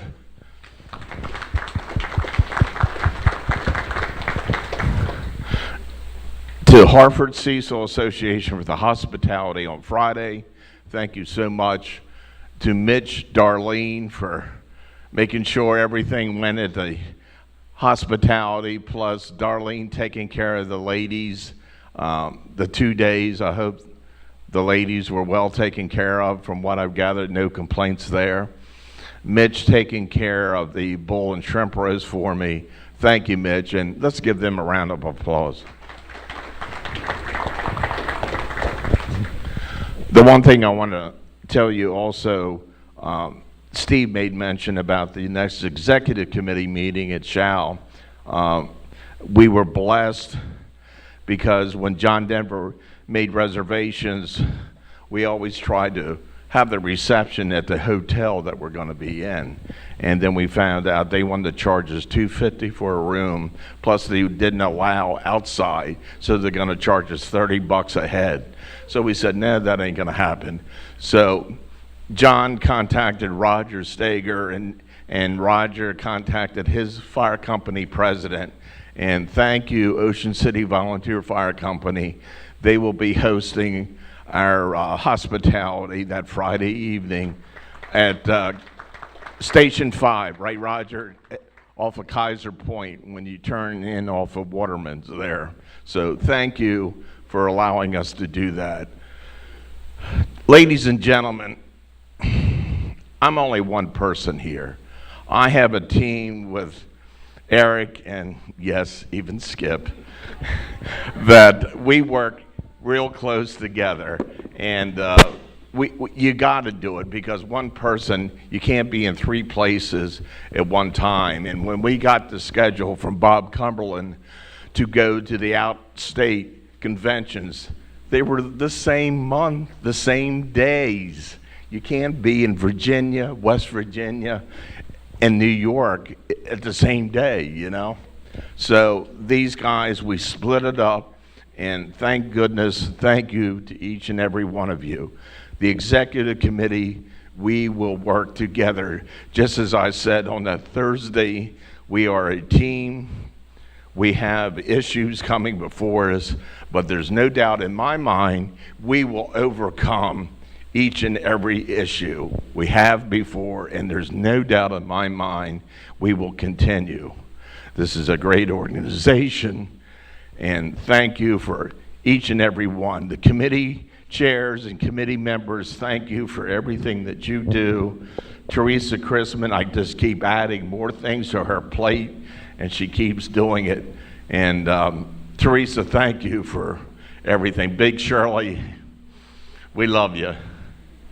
So with that, Mr. Chairman, that's all I have. Thank you very much. Thank you, Mr. President. Chief Chaplain, please send us on our way. Give you a hot mic. Hot mic. Hot mic. Can I drop it?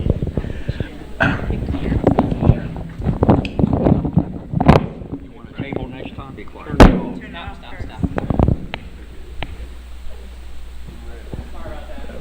Before we pray, I was just checking Facebook to see if there's any updates.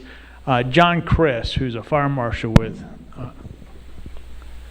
Hagerstown, was in a real bad accident. A car hit a deer in front of them. The deer went through the windshield of their Jeep. John is been on hospice now for a week. He's only 54 years old.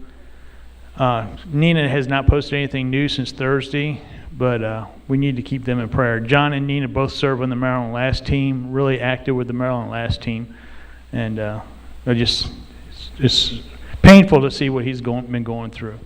So please keep John and Nina in your prayers. Please join me in prayer. Almighty God, as we set to depart from here, Father, we just ask for safe travel for everyone. And Father, we thank you for the dedication for all those who served the Maryland State Firemen Association and the Ladies Auxiliary to the Maryland State Firemen Association. Father, watch after those answering calls, protect and guide them, and most importantly, Father, protect our military folks serving around the world that give us the freedom to be here. We ask this all in Jesus' name. Amen. I'll entertain a motion to adjourn.